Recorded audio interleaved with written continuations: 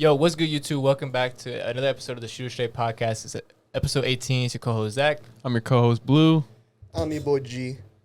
Welcome back to another episode. First things first, thanks everyone for the previous support on all the other episodes. Man, we had a lot of big episodes grow up recently. Episode 16 was the Jeremiah interview. Last episode was another banger, one of our most viewed podcasts in the short amount of time span. So we're appreciating all the love, and we're continuing to grow just day by day. We've been killing it on YouTube Shorts and all the other platforms. So we're just going to continue to grind on that and try to give y'all the best possible content, especially with so much more sports coming out and other news coming out every day. You know, we're just going to keep providing y'all the best content.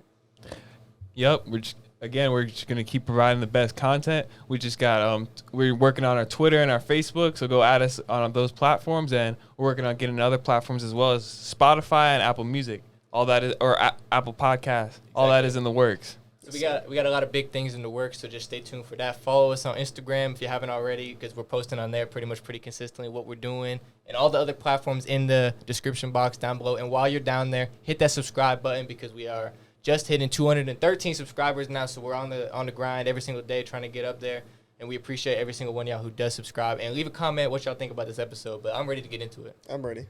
Yeah, let's shoot it straight. Get right into it. So we got the NFL back. It is back. The long-awaited return. One of the most highly anticipated games maybe of the whole season. The Bills and the Rams.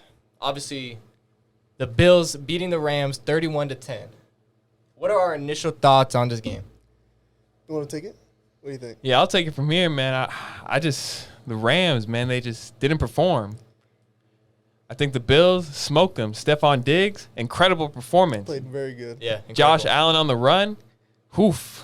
Man, no one can stop that man. Dude, he was the one leading MVP. Like, people really, like, he's an MVP frontrunner. Yeah, and facts. He damn looked like it. Hit someone with the stiff arm, man. It was crazy. Yeah, that stiff arm was wild. Yeah, you was texting me about it right bro, when it happened. When it happened, it's just shit you don't see, bro. He's a big dude. He's like a fullback. 6'5". He's literally a fullback that's playing quarterback. And, dude, like, he's listed as 250 pounds. They're fucking lying, bro. And he could throw the ball downfield, man. It's just, oof. Like no tomorrow. And the thing out of college, obviously, with Josh Allen was, can he perform and throw the ball accurately?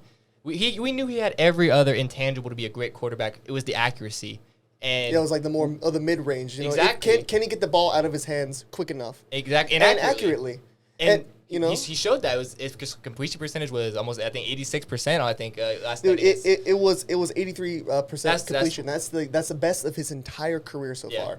And the game plan was played really well into their hands, because obviously you're going against Aaron Donald. You want to get the ball out of your hands as fast as possible, and that's what they did. Yeah. And even though, you know, I heard you mention, you know, the only thing that you like a negative from the Bills, that, you know, Josh Allen's the best rusher, and you kind of don't want that, but they still perform very well. Yeah, and the ground game looked very good, but, I mean, I think that the big takeaway from that game was the Buffalo Bills defense. Yeah. Oh, Von Miller, man. Bro. Dude. The Rams shouldn't have gave him up? Nah, they shouldn't have. They made a huge mistake. They did, but they obviously, it's not like they didn't try to re-sign him, and I think he wanted a big bag. And I think Von Miller, I think he might have made the right choice leaving the Rams. I mean, this Bills defense was already stacked and loaded. Yeah, they were the best defense in the league. It was rated the best defense in the league last year. And now you add Von Miller. I mean, like Jesus. I mean, look, I think last night there was a couple things that got exposed. And look, the Bills defense is great. Don't get me wrong. But the Rams offensive line was atrocious last night. Giving up 8 sacks, and I don't care what defense you're playing. If you give up 8 sacks, not good. You're not gonna win no games like that. You could be playing the Dolphins, the Jags. If you give up 8 sacks, you ain't winning. What about Jalen Ramsey? I think that's a big takeaway as well. He was getting cooked. That's what I'm saying, and I remember I showed you a tweet that he tweeted back in the 2018 draft. He was sleeping on Josh Allen. Yeah. He said he wasn't going to be good for the league, and then he just got smoked by him last night. So it's just crazy. Absolutely smoked. Yeah. Dude. Because, like, dude, some of this, dude, he was targeted 7 times, 6 completed targets with a perfect pass percentage. Like, dude, he got dominated, and it's just like, if you're the best corner, I just don't think people fear him like other great corners. Like, if you have a great corner, you usually don't throw to him because you're like, dude, Yeah. there's no point in going over Exactly. there. If you think about Revis Island. Darrell Revis had his own island named after him. I mean, you said this guy was. You do not throw to this guy. over there. You don't throw it over there. Are guys really fearing Jalen Ramsey? I think it's a question that needs to be asked because look, Stephon Diggs said, "I'm him" right after facing Jalen Ramsey, and they were chirping. I mean, they were chirping. If you give up a 158.3 perfect passer rating when targeted, you cannot call yourself the best quarter in the league. I'm sorry. He lost the title after that game. Even though they were tied at halftime, I still believe that the Buffalo Bills were looking better. In the first half, like they were looking way better. They were just tied because Cooper Kupp was saving the Rams. Dude, yeah, and they made a few mistakes. The Josh Allen did throw two interceptions, but that's one wasn't his fault. But how crazy is it that the Rams win the turnover battle? And normally the turnover battle is what kind of determines a lot of NFL games because it's hard to win when you lose the turnover battle. Mm-hmm. And the Rams. They won the turnover battle, and they lost by 21 points. They got smoked. It wasn't even close. Yeah. So, I mean, I think, and this is the question I wanted to get into, are you more impressed by the Rams, or the Bills, or concerned about the Rams? I would say I'm a little more concerned about the Rams. I would agree. Because we somewhat expected this from the Bills. I mean, they're the Exactly. favorite. We go into this thinking that these guys are it. They're going to be the Super Bowl. They're good. We picked them to be in the Super Bowl. Exactly. And going into you think the Rams defending champs, like dude, they were like 5 point like underdogs. Dude. You would think they wouldn't be absolutely demolished, they wouldn't 31-10. Yeah. And it looked at certain points like on the offensive side, it was either like okay, it's Cooper Kupp or bust. Like they looked like they were missing. They definitely missed Odell Beckham. They were definitely looking like we needed another option, another guy. Yeah. And I think another worrying sign was the Rams literally had no rushing game at all. Cam Akers literally a lot of fantasy owners were pissed because he didn't even get he get no yards at all. Henderson, he got I think a bulk of the touches, but he was not effective. And I think that goes back to the Rams' offensive line being poor. But let's just be real. The Rams have some real issues going forward. And so that makes me slightly concerned about them. However, going against Buffalo, I think a lot of teams would get exposed like this, especially in the first game of the season. So I'm going to say I'm more impressed by the Bills. I think although they were the favorites, to come out and be this dominant so quickly, I think, I don't know, everyone gelled together. And I think everything looked like that was a seasoned, veteran team. Yeah. But that didn't look like a team that, had, no Super Bowl experience. You know what I mean? It looked like a team that was put together, and this was their second run at it. You know what I mean? Even though they've added some more guys, I think we saw Von Miller come into this team, and he just fit right in. Like a missing puzzle piece. And that makes me, I think the Bills were the more impressive team. That offense and that defense, I mean, who's stopping him? Dude, that looks like the most complete team in the league. The first touchdown they scored, dude, it was just so dominant. They just strolled into the end zone. That's what I'm saying. True. And I mean, Shannon Sharp, he said, I couldn't even get to my seat, and the Rams had already got scored on. Josh Allen had already let him down. Dude, they have such weapons at the receiver. Dude, Gabe Davis, bro.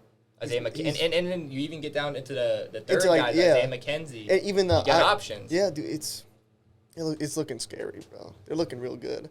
But I don't think the Rams are going to be this bad over the season. I think they'll get better. No, but I do think that the Bills, the way that they schemed for Aaron Donald without having Von Miller, look, let's be real. Aaron Donald with Von Miller last season was obviously a problem. Now that you think about it, but you think back on it, bro, that shit wasn't fair, bro. Because you literally you can't double team both of them. You can't double team them. But now, look, you're just going to see teams really just hone in on Aaron Donald like they did pre-Von Miller. And you're going to go back to seeing certain games where Aaron Donald just is not there. And let's be real. Aaron Donald, arguably the greatest defensive player of all time, I didn't really hear his name got called at all. Because he got a sack. He got a sack. But it's just so hard to get sacks when you're you're right in the middle of everything. He was neutralized Von's for a on the edge. Majority of that game. Yeah, Von's on the edge. Obviously, edge guys are always going to get more sacks. Yeah. But it's like, dude. But they just neutralized him. Yeah, they're gonna have to find more ways to get Aaron Donald. Yeah, to get him involved. They're gonna have to, I don't know if they're gonna have to line him up a little bit on the edge, or they're gonna have to mix and match. But they're gonna have to find ways to get Aaron Donald towards the quarterback because as of right now, this ain't working. And it ain't working. It didn't work. And another person that I was watching that didn't think it was working, Odell Beckham. He was there watching. Yeah, he was. What do you guys think? Odell was thinking watching. You think because he's not signed. He's still free. He's anybody can get him. Where do you think he would go, and who do you think needs him the most? Who's like needing Odell? Well, I don't think the Bills need Odell.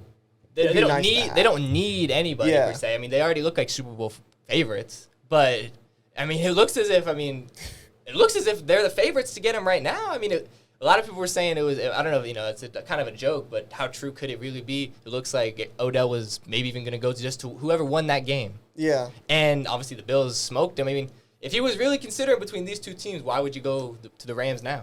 Yeah. It's not looking like. If I was just chasing a ring, I think it's clear who you're going to. Yeah, and it just depends who wants to offer him that type of money coming off that injury. And I don't think a team is going to offer him a big bag. I think he's going to have to take a smaller bag from a team like the Bills, who's just going to be like, look, we want you to chase a ring with us. We can get you on a low salary, you know what I mean, to be a third-string receiver. Odell as your third-string guy. Oh, my God. That's a pretty loaded lineup, you know what I mean? Yeah. That's essentially what the Rams did last year getting Odell. They just added him late on. The team that would need him would probably be the Ravens. Yeah. Oh, yeah. Yep. Yeah, but that goes back to that's a whole nother can of worms, bro. To be like, what receiver wants to play with Lamar Jackson. Which we'll talk about soon. Yeah, we'll talk about him later. But I would agree too. Like, dude, getting there's a lot of teams that could use an Odell Beckham Jr. Oh yeah, for sure. Yeah. But I think Odell, obviously he's kind of smart to do what he's doing. I feel like he's kind of he's injured. Obviously, he's kind of letting things play out, and he's going to see who needs him the most. I think that there's definitely going to be a couple wide receivers ultimately who get hurt, and people are going to be calling Odell, yo, our star wide receiver just got hurt. We need you. Yeah. And they're going to be willing to pay him more.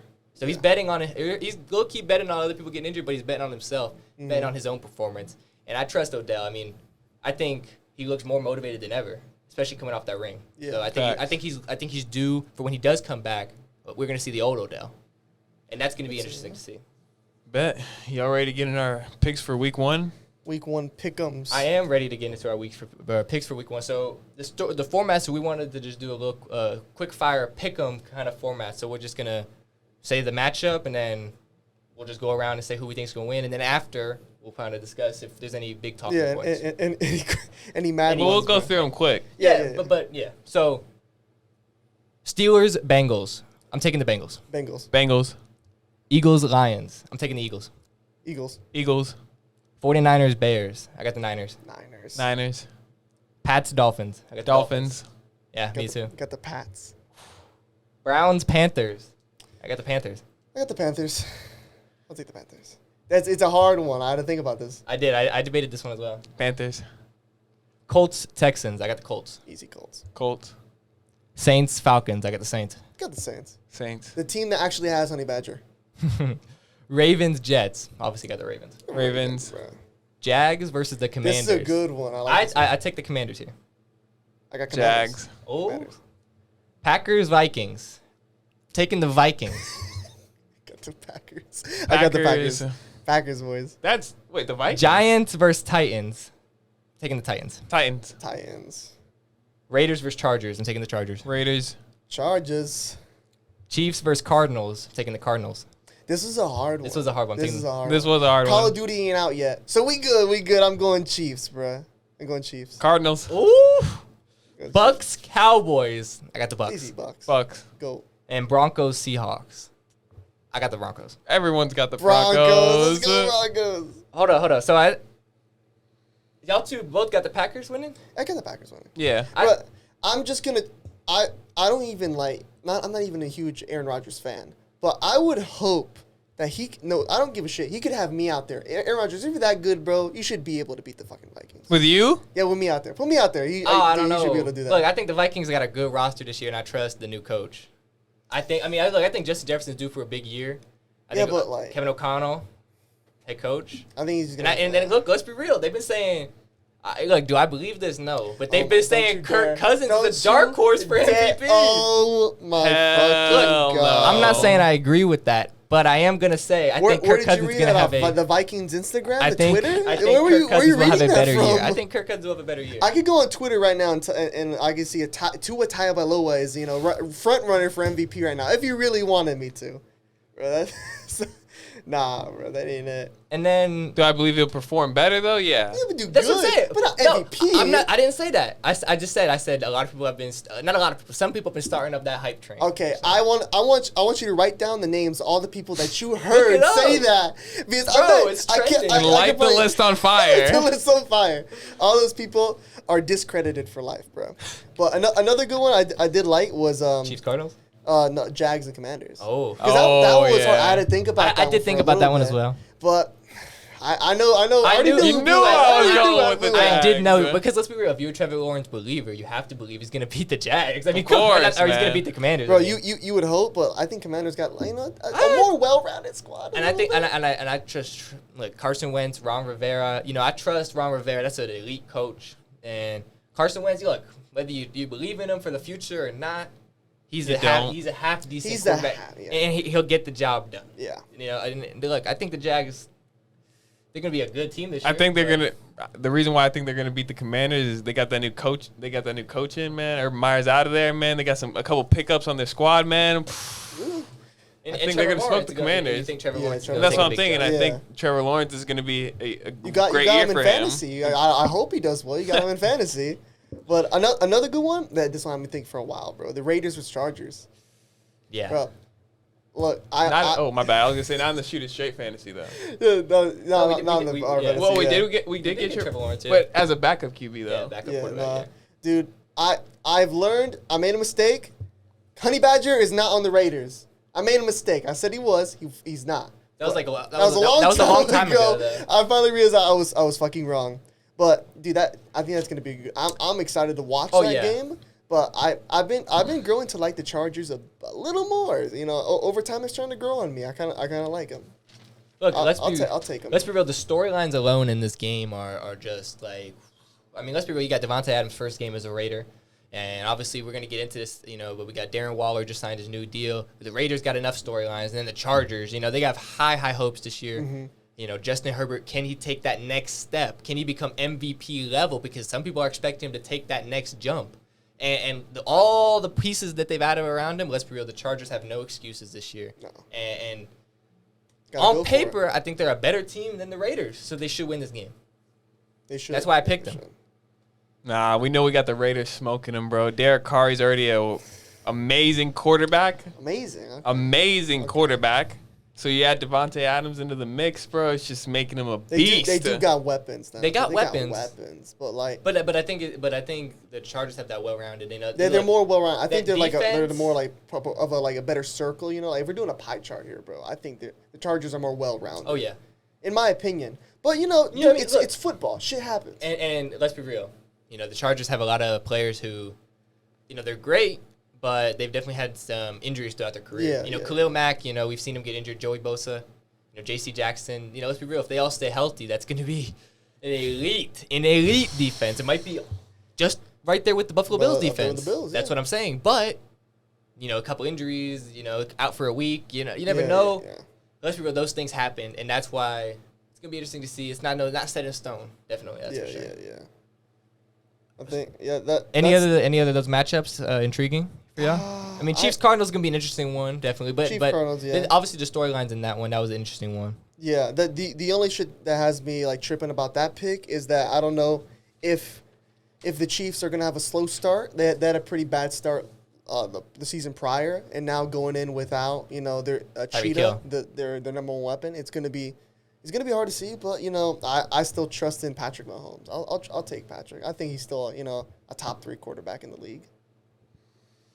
Don't make that face. Don't make that face. You got no reason not to say that. Bro, don't make that face when I'm saying Patrick Mahomes. No, bro. but over the Cardinals though, bro. Bro, dude, your boy's playing Call of Duty, bro. I ain't trusting that guy. He's not even watching film. Even though the Cardinals don't have DeAndre Hopkins, I just think the Chiefs. He's doing steroids. The Chiefs typically they kind of start out slow. They do start out slow. And obviously, I think it's just gonna look. Let's be real. The Chargers. The Chargers. If the Cardinals score the first touchdown in this game, they got the dub. No. But that's gonna be like okay, like you know what I mean. Like that's okay. A tone setter. Exactly because look, they're gonna have to. There's gonna be a lot of pressure on that offense, man. Everyone is gonna be looking. Where's that take the top off the guy. Where's Tyreek Hill at? Where's Tyreek? And if they're not scoring enough points, they're going to be like, okay, well, this was the guy. Tough. This was the reason why. Yeah. You know what I mean? So it's going to be interesting to see how the Chiefs are doing this year.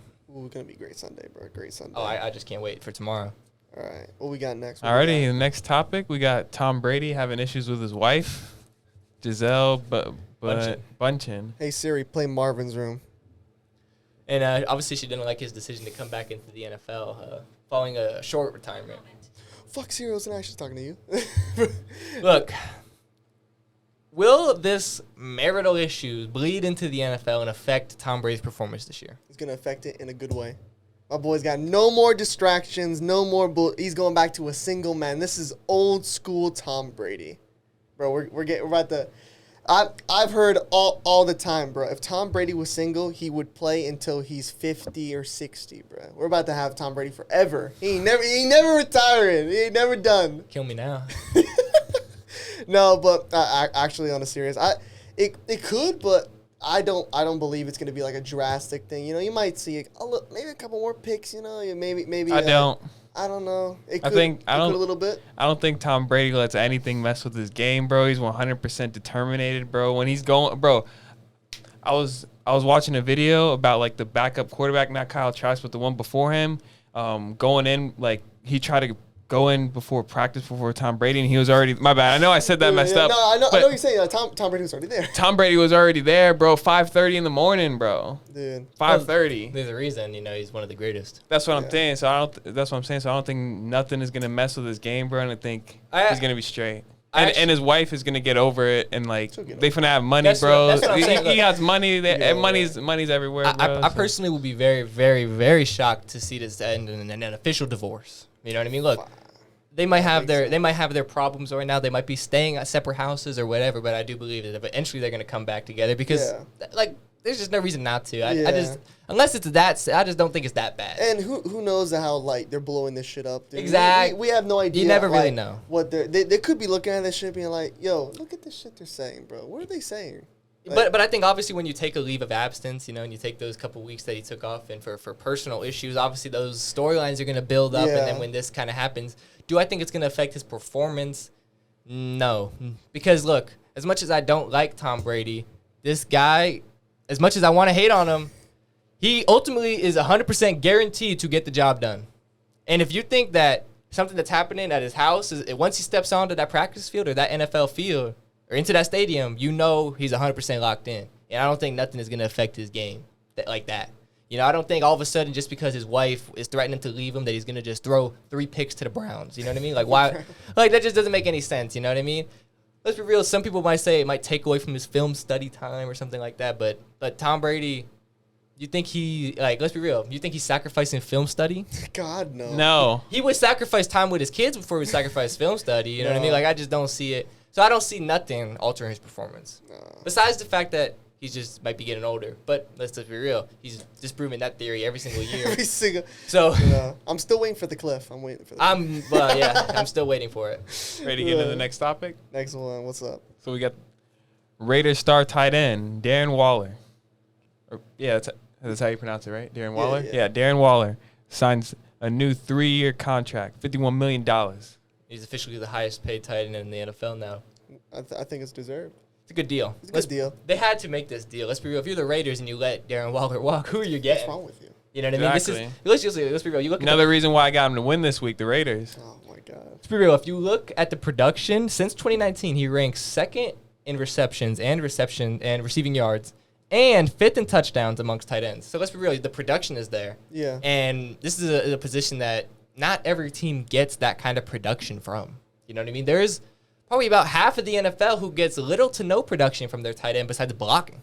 You know what I mean? It's an underutilized position by some teams, and if you have it, it elevates your team. We've seen it with the Patriots throughout the years with Bill Belichick. He even utilized 2, and now so many teams utilize it now, and the Raiders just happen to have one of, if not the best. And to have that type of weapon with Devontae Adams, that's what I'm saying. Exactly. You had to have it because it's just too dynamic, like freaking nuclear weapons, dude. You might as well have them. Darren Waller he's a tight end, but he moves like he's a receiver. He's gonna open up that offense. And let's be real, you wanna double team Devontae or something like that? You can't. You know what I mean? And what linebacker are you leaving to guard Darren Waller? Because there's no linebacker that can cover this guy one-on-one, and there's no corner that can guard him physically. So he's just a matchup nightmare like most tight ends are. So that's why, if I'm the Raiders, you had to do this. It was a no-brainer, and they made a smart move. Yeah. You know what I mean? Facts. Definitely. Overall, smart move for the Raiders. Let's get into the Ravens, though. We got Lamar. Is he leaving the Ravens? Is the ultimate question. Well, after the season. Well, even after the season, he's going to get the franchise tag, but they're talking about in the future, even beyond the franchise tag, we're talking about probably 2 to 3 years. Exactly. Would he ever leave the Ravens? I think I'm leaning towards it. Yes. Yeah.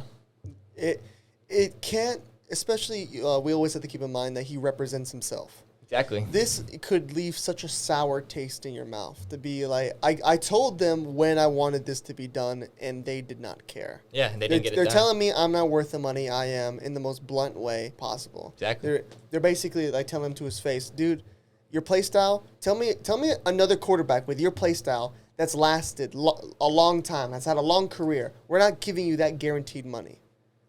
And that's what they're telling him. That's why you have an agent. He'll sugarcoat it. Be like, they have a couple concerns, but they won't tell you those things straight up. But when it's like, you directly yourself and representing yourself, it's getting told right to you. What if they pick up a couple weapons around him, though?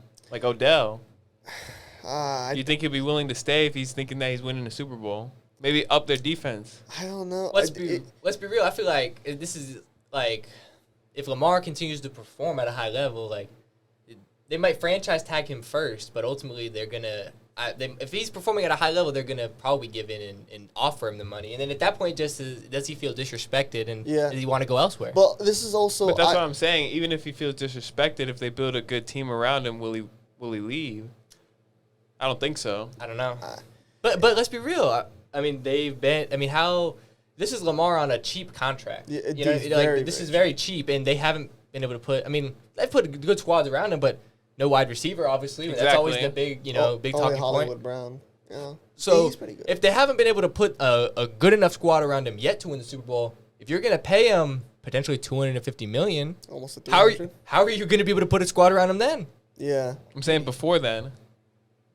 Before they give him his contract. But Exactly. even next year, if they franchise tag him, they're going to be paying him a way more than they're paying him now. Yeah. They had him on a rookie deal. We're talking nothing. That's basically free. He's a free. But it's still to the fact of like going back to it, like who is this better? Like what the situation to?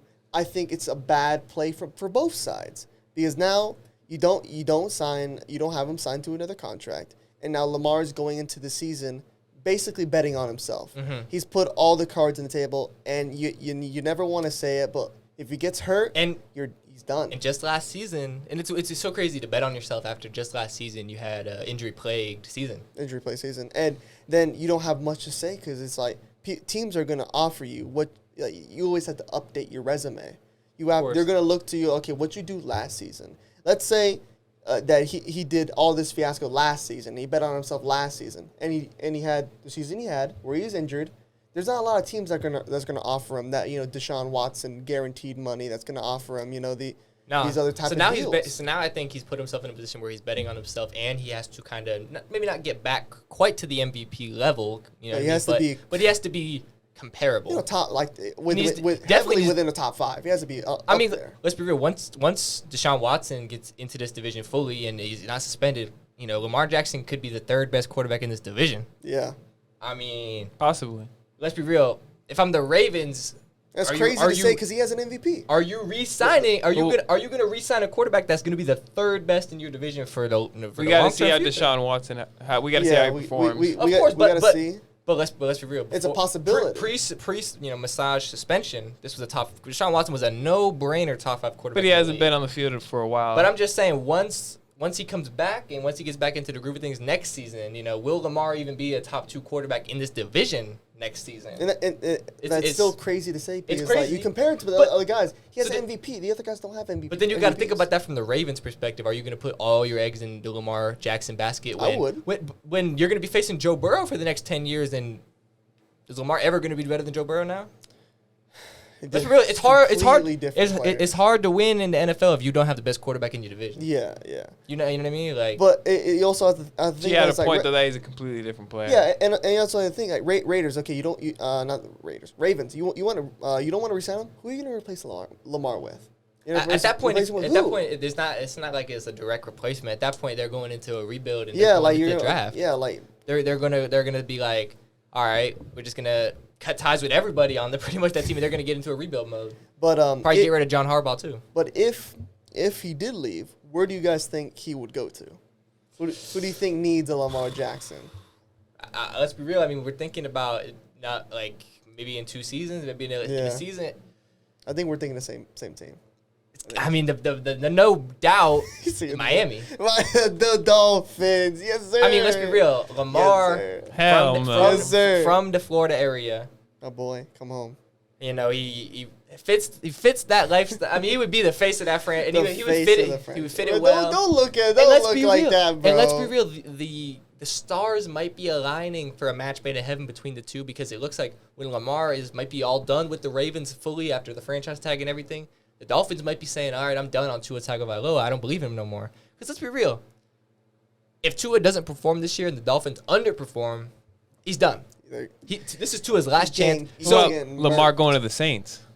That's another option. That'd be good. It's another option. Hell of a good option. Really good option. That'd be another team where I think he would fit well into that culture and everything. He would fit well into that team and what they're trying to do. You know, I think we've seen other quarterbacks similar to Lamar Jackson dominate, you know, in that division. You know, we saw Michael Vick do it. So let's be real. I think that's actually a team I wasn't thinking about, but that's a good one. Move. That'd be a good one. Yeah. And, you know, another team in that division that would be looking at him, you know, like I just said, Michael Vick's former team, the Falcons. You know, they have right now. They got a guy from the draft, but you know, if Lamar Jackson is there for the taking, there ain't no. Yeah, I mean, there ain't no draft quarterback. There ain't no quarterback from the draft that you're believing in more than Lamar Jackson. So speaking of Lamar and the Ravens, let's get into our AFC North and NFC North predictions. Starting with the AFC North, who wants to go first? What are you feeling, Zach? I'll go first. Started from fourth. Obviously I got Pittsburgh Steelers finishing fourth. I think it's a no-brainer. They got question marks about the quarterback position. Obviously, this is the first season post Big Ben, so I'm interested to see what happens with that. But let's be real. If you believe a Mitch Trubisky-led team is going anywhere above fourth place, you're smoking something. You know what I mean? The only shit that makes me think about that is the Browns situation. Look, if the Browns had freaking Deshaun Watson to start the entire season, they were saying, okay, but that's a whole different. Yeah, but we're talking about like the only shit that made me think about it because he's suspended for 11 games. Yeah. Like that's why you have to hope like the Browns go like 5-4 and would to have a chance to even make the playoff, because you know that's a pretty stacked. It's pretty stacked. Well, speaking of the Browns, I got the Browns finishing third. Obviously, I just think, look, even if they're halfway, you know, even if they're like 4-7 going into week 11, like that's just not going to be good enough. And like they're gonna have to be, you know, probably over 500 to even have a chance when Deshaun Watson comes back to, you know, contend for a wild card spot. And I just don't believe that's going to happen. I think, you know, they're probably finishing under 500 this season, once Deshaun, because I just don't think. Look, they might have a great rest of the team. But I saw Jacoby Brissett back up Tua last year for the Dolphins. Jacoby Brissett, look, I thought he was going to be a decent backup. This guy sucks, bro. For any Browns fan out there watching this, I'm praying for you this year. It's not looking good for you, bro. Because Jacoby Brissett is ass. Bro, don't terrible, my boy, bro. Don't. But anyway, second place, Baltimore Ravens. And then obviously finishing first place, I got Cincinnati Bengals, led by Joe Burrow, Jamar Chase. Let's just be real. Coming out of that Super Bowl performance, I mean, exactly. You have no reason not to believe in them, you know? Super exciting team. But, like, dude, is your list different than that? It's similar. Mine's the exact same. It's the exact same. What do you have? So your list is the exact same. I have the Steelers, Browns, Ravens, and Bengals. All right. So I have the Steelers and the Browns switched up. So I got the Browns finishing last with the Steelers, and then the Steelers third, Ravens second, and then the Bengals first. The reason why I put the Browns last is because they're going to be missing Deshaun Watson throughout most of the season, and even if he gets back, and even if even if he's probably not going to win. And that's what I'm trying to say. Even if when they get him back, he's not going to win all of his games. Exactly. He might only win they're going to drop a couple games. Exactly. He might only win 2-3 of his games when he comes back, because he's not going to be coming back like he's used to everything, because he hasn't been playing on the field for a while. It's a whole new offense and everything. Exactly. And he's going to come into week 11 where, let's be real, every other team is going to be used to everything, and they're on the playoff push at that point. They're already and Deshaun Watson's going to be coming in fresh. It's his first snap of the season, and you're going to be looking across. Ready. You're going to be looking across from a defensive lineman who's already got 10 sacks this year. You know what I mean? Yeah. Let's be real. So that's why I'm putting the Browns last. He's going to be rusty. Yeah, definitely going to be rusty. And I don't even think they're going 4-7 without Deshaun Watson. They're going to be ass. Yeah, no. Well, ass. I don't know how ass they're going to be, but we'll have to. I just know that Jacoby Brissett himself is absolutely ass. Just hating on this fucking guy. All right, so I'll start off my NFC North predictions. I got the Lions finishing last. Because, if you don't have the Lions finishing last, I don't know what to tell you. I don't know. I think it's, how, we're always interested to see who's finishing top. First, yeah. This thing is interesting to see, who you taking to finish bottom. Because it looks like a dog fight. The Bears and Lions going at it. Who's finishing? Who's going to be the worst team in football? So, they scrapping it out. So, yeah, I got the Lions finishing last. Then I got the Bears third, Vikings second, and the Packers first. All right. And the reason why I got the Packers first, man, is just overall, bro, I think Aaron Rodgers and the team that's around his wide receiver core. I remember. That's the biggest question mark. Nah, but what was the tall guy's name? I can't remember. The tall wide receiver for the Packers. Lazard. Yeah, man. People sleep on Lazard. But he's injured. He's injured right now, obviously. Exactly, but I think when he comes back, I think he's gonna come back and just shine. You'd hope. But I had to sit down and think many hours. Bears or Lions? Who's finishing last? I had to think about it. I ended up coming to the fact, I have a friend who's a Bears fan, so I got the Lions at bottom, Bears, and then Vikings and Green Bay.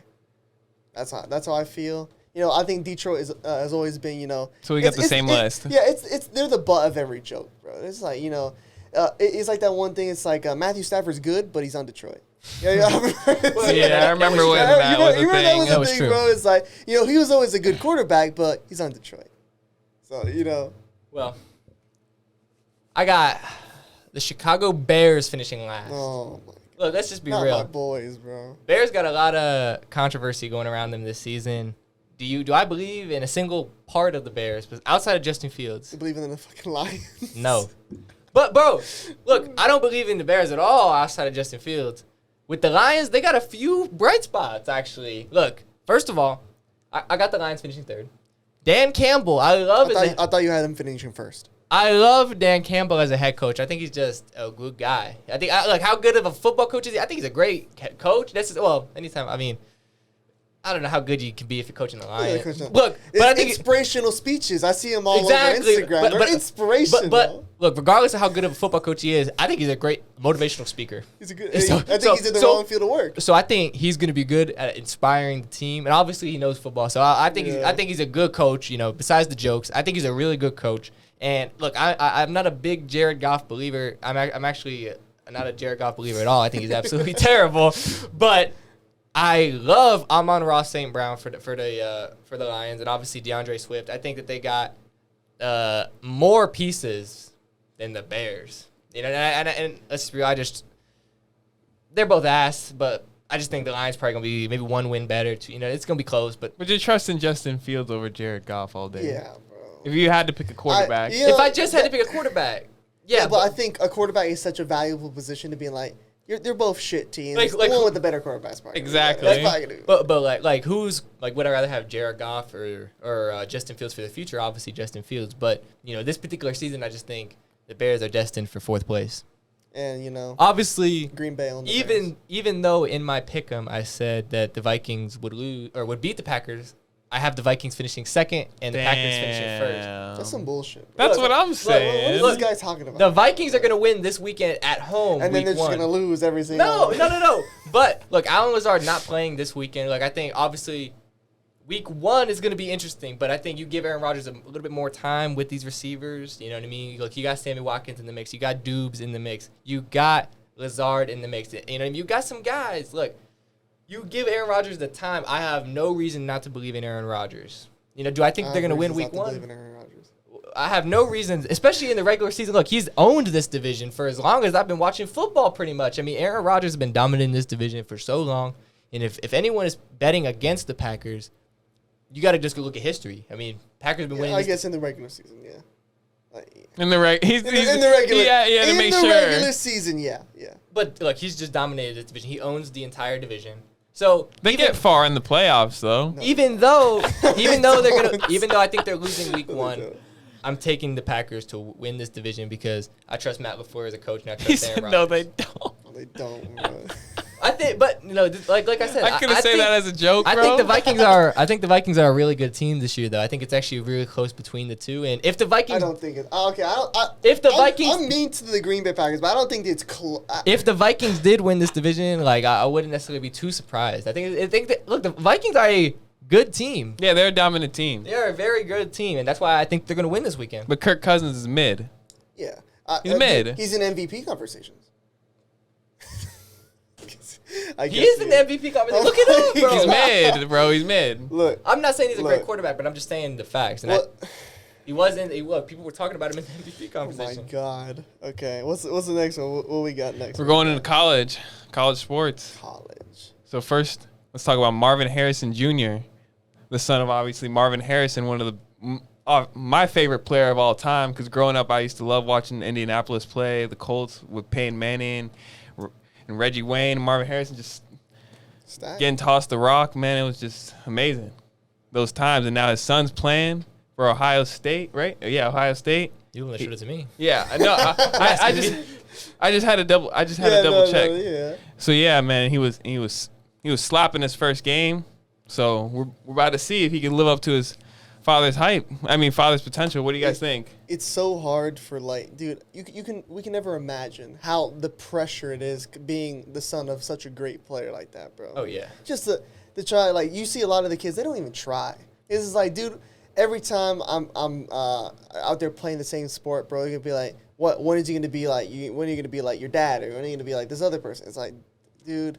Or your uncle. Yeah, and it's just like, who knows? I'm sure he's taking the pressure well, and we can only see time will tell. See how it goes. See if he can do it. Yeah. Anything can happen between now and when he could potentially get drafted. When he goes to the NFL. And let's be real. So much of it is going to come down to let's be real. Staying healthy. Well, obviously staying healthy, but that's a given. But look, is Marvin Harrison without Peyton Manning? Ooh. No, he's not. So look, I don't know about that one. So much of it comes. Marvin Harrison was a good receiver. No, but if you give him a decent quarterback, that's what I'm saying. He's still gonna be great. He's still gonna be him. But so much of it comes down to the situation that you're put into. You know what I mean? Look, Indianapolis was a great situation. They were it was them and the Patriots every single year in the AFC for how many years, pretty much. So that was just a good situation for a player to be in. His son might not get as lucky. He might be drafted to the Jags. So he might go to the freaking exactly. He might go to the Lions. He might go to the Bears. Like fucking Lions, bro. We're just, you never know who you're necessarily gonna go to. Yeah. So it's so much of that it's not luck, but it kind of is. Yeah. So much of it is just, are you placed in the right situation? Kind of like the Bengals. Does the coach believe? Shit has to line up. Does the coach believe in you, man? There's so much of it, man. Look, there's just so many things that go into it. I think it's early, but look, to perform at an elite program like Ohio State, that's no joke. That's what I'm saying. To perform well there, man, it's crazy. So I think it's too early to say he's gonna be better than his dad or anything like that, obviously. But I think this is definitely he has something. Potential. I think it's something to watch going forward because it'll be interesting. Let's be real. It's early on in the season. But let's just as Ohio State gets into their conference games and they're going to play some huge games like Michigan and Michigan State, Penn State, some top teams. If Marvin Harrison Jr. starts to elevate his game on those types of teams and he's putting up large numbers, then we're going to have to start having this conversation again. It's true. Yeah. You know, if it's easy to do it right now, but if he does it against Jim Harbaugh's Michigan, you know, okay, now I'm gonna have to take a step back. Okay, this guy's real deal. You know what I mean? So let's just give a little bit of time. You know what I mean? Yeah. I think let's just use Pump the brakes. Pump the brakes a little bit. Of course. On it, you know what I mean? But yeah, we can see though that he has potential. Oh yeah, but that's why you don't want to ever put the expectation too high. I think. You know what I mean? Facts. Yeah. It's so easy to be like, oh yeah, be better than your dad. Be just as good. Just be your but dad. When your dad is a complete and utter legend, it's hard. You know what I mean? And then we're gonna get into another legend. Yeah. Exactly. So, I was gonna say, speaking about athletes and them trying to live up to the performance of their relatives that have played previously. We got Bron. I know that was a weird way to say it. I'm not laughing. It's weird. It's just like the number one guy that son of LeBron James. Like there's no one to be. There's no bigger star to be a child. Let's be real. Bronny has had the camera on him since he was born. So we got Bronny James visiting Ohio State. Should he go there? Would it be a good move? For Bronny's personal career, I'm gonna say no. I can agree. Look, let's just be real. Ohio State, are they a decent basketball program? Sure, but I mean, look, they're a good program. They're gonna make the NCAA tournament, but are they gonna have they won it? Get close. It depends. It depends on what you're necessarily going for. You know what I mean? I don't know. Maybe he's just trying to get the 1 year experience, and he just wants to go to Ohio State because that's the school his dad might have went to. LeBron, if he went to college, I don't know. No. He said, what teams did LeBron say he wanted to play? He said like Duke or I think the Buckeyes. I think he's just visiting Ohio State because that's where he's from, Ohio. Nice flick, it's like, I'm in the Buckeyes. LeBron loves the Buckeyes. Yeah. So. Yeah, and it's just like I said, it's just where he's from, so he's just naturally going to be more inclined to go to the best college in the state. And you also have to think about that his entire family live in LA now. Yeah. Imagine having to go to Ohio. Look, your parents ain't out there. No. Just to think about it on a more grounded level, it's like that's a bit of far away from where he's living at currently, but that's where he's from though. That's where his heart is. Yeah. But I just think I don't think it's a good move. That's what I'm saying. I just think it just makes more sense for him to go to a blue blood, a stereotypical. I like to see him at UCLA. It'd be fun. Like a Duke. Like a Duke. I was gonna say Duke. That's a blue blood. Look, let's just be real. It just makes the most sense, man. This guy. Duke. This would be the Kentucky. That's a blue blood. Look, Kentucky. Look, Bronny James. That's bigger than Zion. This is the biggest college athlete probably of all time in terms of popularity. Popularity going into college. What athlete has had this much popularity and yeah, we're not saying talent. Not talent, but let's be real. This guy is hype. I'll say it. Let's be real. He's LeBron James' son. That's what I'm saying. So it just makes more sense for him to go to a Duke, a North Carolina. But is that maybe that's not what he wants to do? I don't know. It makes sense for Bronny James. He could just go to a random program like Ohio State and make them good, and other people would want to take them farther than they've ever been. And a lot of people might want to go and join him just because he's going there. And they would appreciate that. So let's be real. Bronny could hit up some of his other recruits and be like, "Yo, I'm thinking about going to Ohio State. Y'all should come team up with me." That's a possibility. So I don't know what they're scheming up, but on face value for me, I'm not picking Ohio State out of all the other options. No, everybody's saying that. But obviously, I would imagine there's probably some things going on behind the scenes, and there's reasons that they're probably thinking Ohio State. Yeah. It's crazy though that Marvin Harrison Jr. and Bronny James could potentially go to the same school. That's wild. It's a huge school. It's humongous. That's what I'm saying it's a big ass school. They just produce legends after legends. I mean, they've produced countless NFL stars. You know what I mean? So it's about time they get maybe a star basketball player. Facts. You guys ready to kick it into soccer? Yes, sir. I'm ready. All right. So we got Chelsea firing their coach, Thomas Tuchel. And hiring Graham Potter. Graham Potter, yeah. Do we think it was a good move? I wanted to ask this to Zach because obviously Zach's been your favorite team forever. Yeah. And it's dude, I've waited to ask you actually straight up how you felt about this because I have a feeling towards it from an outside view, but obviously you're balls deep in the club. How do you feel about them sacking Tuchel? I just think I was let's just be real. I remember, look, when it first happened, I woke up 6 in the morning, checked my phone. My mom, my dad texted me 6 in the morning. Oh my God, Tuchel just got sacked. I was like, what? Look, I think it was an overreaction. I'm not necessarily surprised. In my personal opinion, would I have done it? No. However, I get the reasons from the club why they did it. Because let's be real, they really believe in Graham Potter. That's what is being made out to. Todd Bowley really believes that this is the guy. Look, they literally did this, reportedly, because they felt that they had to, because the England job was going to be calling Graham Potter's name after the World Cup. So, for me personally, I wouldn't have made this move now.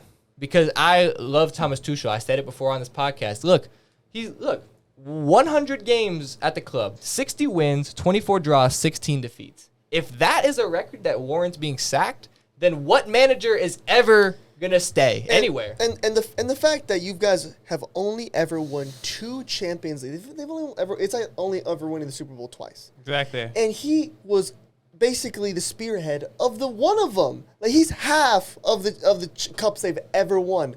And dude. He was only ever given one full season. Yeah, one full season. He was given one full season. I think barely a half a season. But I do think that part of this was definitely uncalled for. Part of this was just unfair on Thomas Tuchel because of the whole Roman Abramovich having to sell the team. Let's be real. Tuchel was hired by Roman Abramovich, and then all of this kind of happened, spiraled out of control real fast, and now we're here, Todd Bowley, the new owner. Let's be real. It makes sense for somebody who invested all of that money, and he's obviously leading the club going forward, to want to pick his own manager and his own guy to lead his project. It makes 100% sense. However, what doesn't make sense is investing $300 million and breaking your transfer record on all of these signings just to sack the manager. That are Tuchel players. They're signing players for this guy. And so that's what makes no sense to me. I just don't trust Todd Bowley, dude. I don't know what, obviously, not my club, not my problem. But it's still bruh, it's crazy. You're repping your club. It's crazy, yeah, bro. It's crazy to me how this guy that comes in that's probably never watched a full game of football until he bought a damn football club, to put himself as the football director. Basically, he put himself in the role. He finally got an actual football director. He's hiring one now. The fact that he's come in and made these, he said he's been thinking about taking Tuchel out for months now. Then why would you sign all the players that he wants? Exactly. Yeah, it doesn't make sense. It makes no sense. And that's what was the most mind-boggling part for me was okay, if Todd Bowley's logic was I want to get my own guy to lead my project of Chelsea Football Club, I understand that. Is that unfair on Thomas Tuchel because he just won us the Champions League, led us to other cup finals, he won us the Club World Cup? Let's be real. He won 3 trophies, and he probably should have won more. And it's unfair to him to keep you guys within top 4 because the Premier League, it's so hard to stay in top 4. For sure, it's so competitive. He was able to get them to 3rd place, the 3rd best team in England. Is that a sackable offense here? For fuck's sake, it's unfair to Thomas Tuchel, 100%. Because look, when you think about it, when I talked about Liverpool are below Chelsea right now. We're gonna talk about it later. They got destroyed by Napoli. So is Klopp going to get sacked? That's obviously not going to happen. It's not going to happen at all. So this is another thing I just don't like with football. That a lot of the teams won't back their coaches, even if your coach does something spectacular. And I know it look, at face value, it seems mind-boggling, this whole situation, especially on the outsider perspective, because Chelsea, this doesn't make any sense because they just get rid of Thomas Tuchel, who just was won in the Champions League. Yeah, and then he had a poor start, but yeah, I know, but then. After, this poor start. Man United's had a poor start. And you're just going to cut him. But then a few days later, you've already got Graham Potter. So it's like they knew they were lining this up. And that's why I think that this was just Todd Bowley kind of looking for an easy way out of Thomas Tuchel. Look, I think they might have had some disagreements. They might have just not agreed. And the rumor was that their main disagreement was about Cristiano Ronaldo. Wanted to sign Ronaldo. Todd Bowley, wanted to sign Ronaldo. Todd Bowley felt like it was a good idea to sign Cristiano Ronaldo to lead the team going forward, and Thomas Tuchel said no. And I kind of agree with that. I don't think that would have been a good move. Exactly. If they got Ronaldo. But it's clear that they probably had their disputes, and I think Todd Bowley was just going to look for an easy way out. He wanted more control of the team. And that's all he wanted. What is an easier way out of Thomas Tuchel than after losing to the Russian league, Spartak or whatever? Some fucking random ass team. I don't even remember. I don't even remember the name. Well, speaking of Ronaldo, I know you guys wanted to speak on it. You still want to speak on Chelsea? We didn't really get into Graham Potter. We just going into a little bit about Graham Potter before we get into that. Graham Potter seems like a good manager, but he's still unproven at the highest level. He's never played Champions League. I was gonna say, what was his experience? Yeah, he's still a new coach, and that's not to say these new coaches can't be good, but it's I definitely compared to a guy of Thomas Tuchel, a guy who's won it and he's played for top teams, and he has his brand of football. And I just thought, even from my outside fan, I felt like it was disrespectful. I think it's a risk for sure. I mean, let's be real. Graham Potter, if you watch the Premier League, you definitely have seen the performance of Brighton, and you could say, okay, Graham Potter is the reason why this team overperforms. They played good football. They create a lot of chances. And let's be real. Without him, Brighton are probably getting relegated. That's what I'm saying. Look, they're fucking shit. They're on on value, just on value of what their players will cost. Brighton's is 18th in the league, which is that means there would be a relegation team just based on value, but they're 6th in the league right now. Yeah, they're they overperformed last season, and that's why Graham Potter was getting look-ins for the England job. And I think it's a risk when you fire a proven manager like Thomas Tuchel and get a guy with no Champions League experience and no Big Six experience, nothing, no big club experience at all. Is it a risk? Yes, obviously. But I believe that this move is going to work out. I think a Premier League proven manager, I think it's going to work.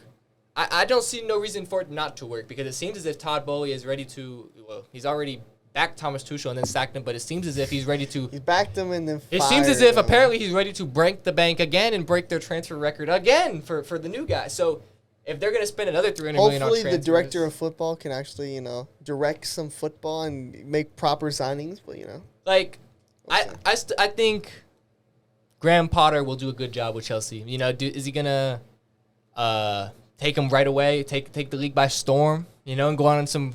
magical run? I don't think so. I think it's going to take a little bit of time.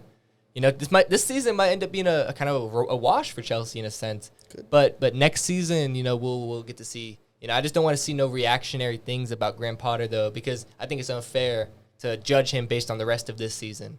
Yeah. I think there's a lot of pressure coming off of Thomas Tuchel, and they're going to be like, look, let's just be real. If Chelsea loses that first game with Graham Potter, they're going to be like, okay, well, this was the wrong move. Everyone's going to be thinking that. They shouldn't have done it. Every single person is going to be saying that. I'm going to say it. So there's a lot of pressure, but I just don't want to see Graham Potter get scrutinized, because I don't think this is his fault. Yeah. But, now we get into the next point. We're talking about, Cristiano Ronaldo, who's been kind of, very, very quiet. On the bench. Ice quiet. But even when he gets his chance to start, he's been on the bench, but he's been playing minutes. Still hasn't clocked in a goal, hasn't scored yet, and just looks like that he's just missing something. He's not doing anything off the ball. As a striker, you have to get back, press, and move around. But it just looks like it might be slipping away from him. So the question at the highest level. The question is, with that being said, is Ronaldo washed? I wouldn't say he's washed. Oh, no, you were ready to... before this, you were ready to say that he was washed. Fuck no. Okay, look, me being critical of a player that I like does not mean I'm going to come here and say shit like, oh, he's washed, he's garbage. I'm saying he's done being, the best player on a Champions League winning team. Which he... I don't think that's not even a hot take. This is... Yeah, well, dude... I'm not getting here saying Cristiano Ronaldo fucking is dog shit. I'm not gonna be here to say he's horrible, but I don't think he's just the player he was. Because look, the 2020 season, he had 44 games he played, 36 goals, pretty good. But then the next season, 39 games, 24 goals. That's when he joined United, and now he's 7 games, started 2, lost 2, 0 goals. It's starting to creep down, and it's starting to get to the point to where.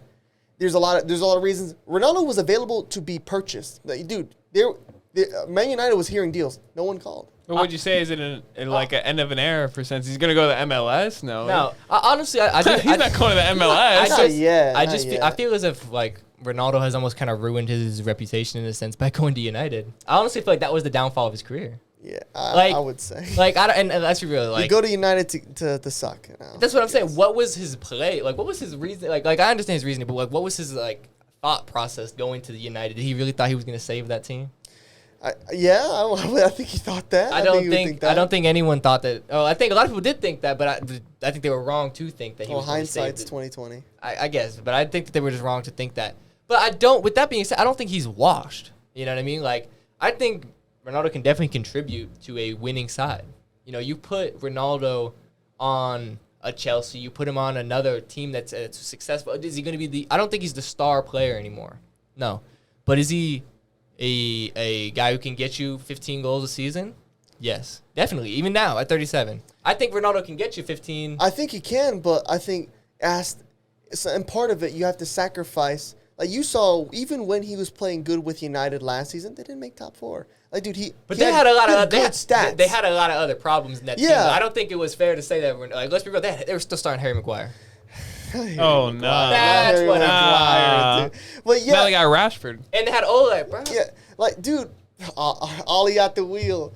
No, but dude, I think you do have to somewhat sacrifice like a brand of football that you know as soon as you get Ronaldo, he's not gonna press. He's not gonna do these things off ball that maybe another striker that coming up would do. Yeah. But it just sucks to see because obviously But I mean, you never want to see it happen. But this is inevitable, man. Like obviously when the player gets older, like Ronaldo has changed his game so much, and like people almost forget. But you wouldn't say Messi has fallen off the same. Me personally, I don't think so. Exactly, I don't think so as well. He's gotten a little bit less. Like his numbers aren't as crazy, but he's also playing with Neymar and Mbappe, so it's hard to have like crazy stats when you're playing against playing with two of the greatest. And players. I also think it's obviously Ronaldo's stats were going. Even if Ronaldo was playing every single game, Ronaldo's stats were obviously going to take a dip playing in a more competitive league. You know what I mean? But there's no player. Like, let's be real. How many years in a row did we see Messi and Ronaldo both score over 40 goals in La Liga? No player scores 40 goals in the Premier League. That's another thing to consider, that Messi's in a less competitive league now. He's in the grape farmer league, dude. He's over there. Grape farmer? Dude, they're over there farming grapes for wine and shit. Like, dude, that league's dog. But that's the French league. The French league. But Neymar this season though, he's been dominating the league though. Yeah, it's pretty crazy, but it's a little off topic. That's a topic for another day. But it's mostly back to the fact that I just think it's hard to see. It's hard to watch, bro. That was my boy for a long time. I would just rather right now it's hard to watch because he's not even getting to play. He's not even getting to play. Just let him play, man. Get him somewhere to play. Let him go somewhere to play. I mean, we're not gonna get that many years left of this, man. And let's be real. He's just rotting on the bench. I think Messi is the GOAT, but we're not going to get another chance to see a 37-year-old Ronaldo. And when Ronaldo's 50, I'm going to wish we could see him. Yeah. This is the legend that we're not getting the chance to see. Yeah, it's you know what I mean? Gone forever. I think he needs to find a new club or something. He's got to figure it out. Inter Miami. I would love to see that. I would love for him to go to Orlando instead, but MLS in general, I think it would be cool to see Ronaldo in MLS. It'd be fun. I think we'll see it eventually, but not right now. I think it's still too soon. Too soon for being like that old. But so what do you guys think about Liverpool getting smoked? Yeah, we touched upon it a little while ago. It's concerning. It's definitely concerning. It's concerning. There's no other way to put it. It's concerning. It's like I'm in danger, bro. If you weren't already hitting the panic button on Liverpool, now you are. I don't know what's going on. Dude, their lineup has the only change is obviously Sadio Mane, but is Sadio Mane that big of like you take him out and now you can't defend, you can't. I said that was a huge loss for them, almost an underrated loss in a sense. I said a lot of people weren't bigging up that's a huge loss, man, and they didn't. I said at the time they did not properly replace. They got the boy you like, dude, the freaking your favorite player, Nunes. Nunes is a dirty cheater, bro. But they just never replaced Mane properly. And let's be real, Luis Diaz not. And especially in this game, look, you start James Milner in 2022. You are not winning games. I don't know what Jurgen Klopp has got to get under his head. Got to figure it out. Sack him. You're not winning games with Milner, man. You're just not. And especially in the Champions League, you're just not going to win games with James Milner. But they got some good players, though. Of course they do, but it's Thiago concerning. Still injured? He got injured. I think that does play a little contribute. But I feel like they knew they needed to improve the midfield. That's why they got Arthur at the last minute. But But is Arthur changing that midfield? I mean, Arthur. Not necessarily. I think he's a good player. He's a good. But I think he's better than James Milner. Oh, let me just say that for a second. He's better than James fucking Milner. That's I definitely that's no debate. Get him in the squad. No but their defenses have been shaky. Like Van Dijk has. I was gonna say Van Dijk. Yeah, Van Dijk hasn't been that the same guy he was. Because let's be real. We're talking about Ballon d'Or level center back. Bro, dude, they literally he finished second by like a couple votes. Messi beat him by like barely by 5 votes or some shit. Crazy shit. And especially in this day and age to see that. You don't see that no more. Like there was a stat where like he went a year without one player dribbling past him. With 1 year without a player completing one dribble past him.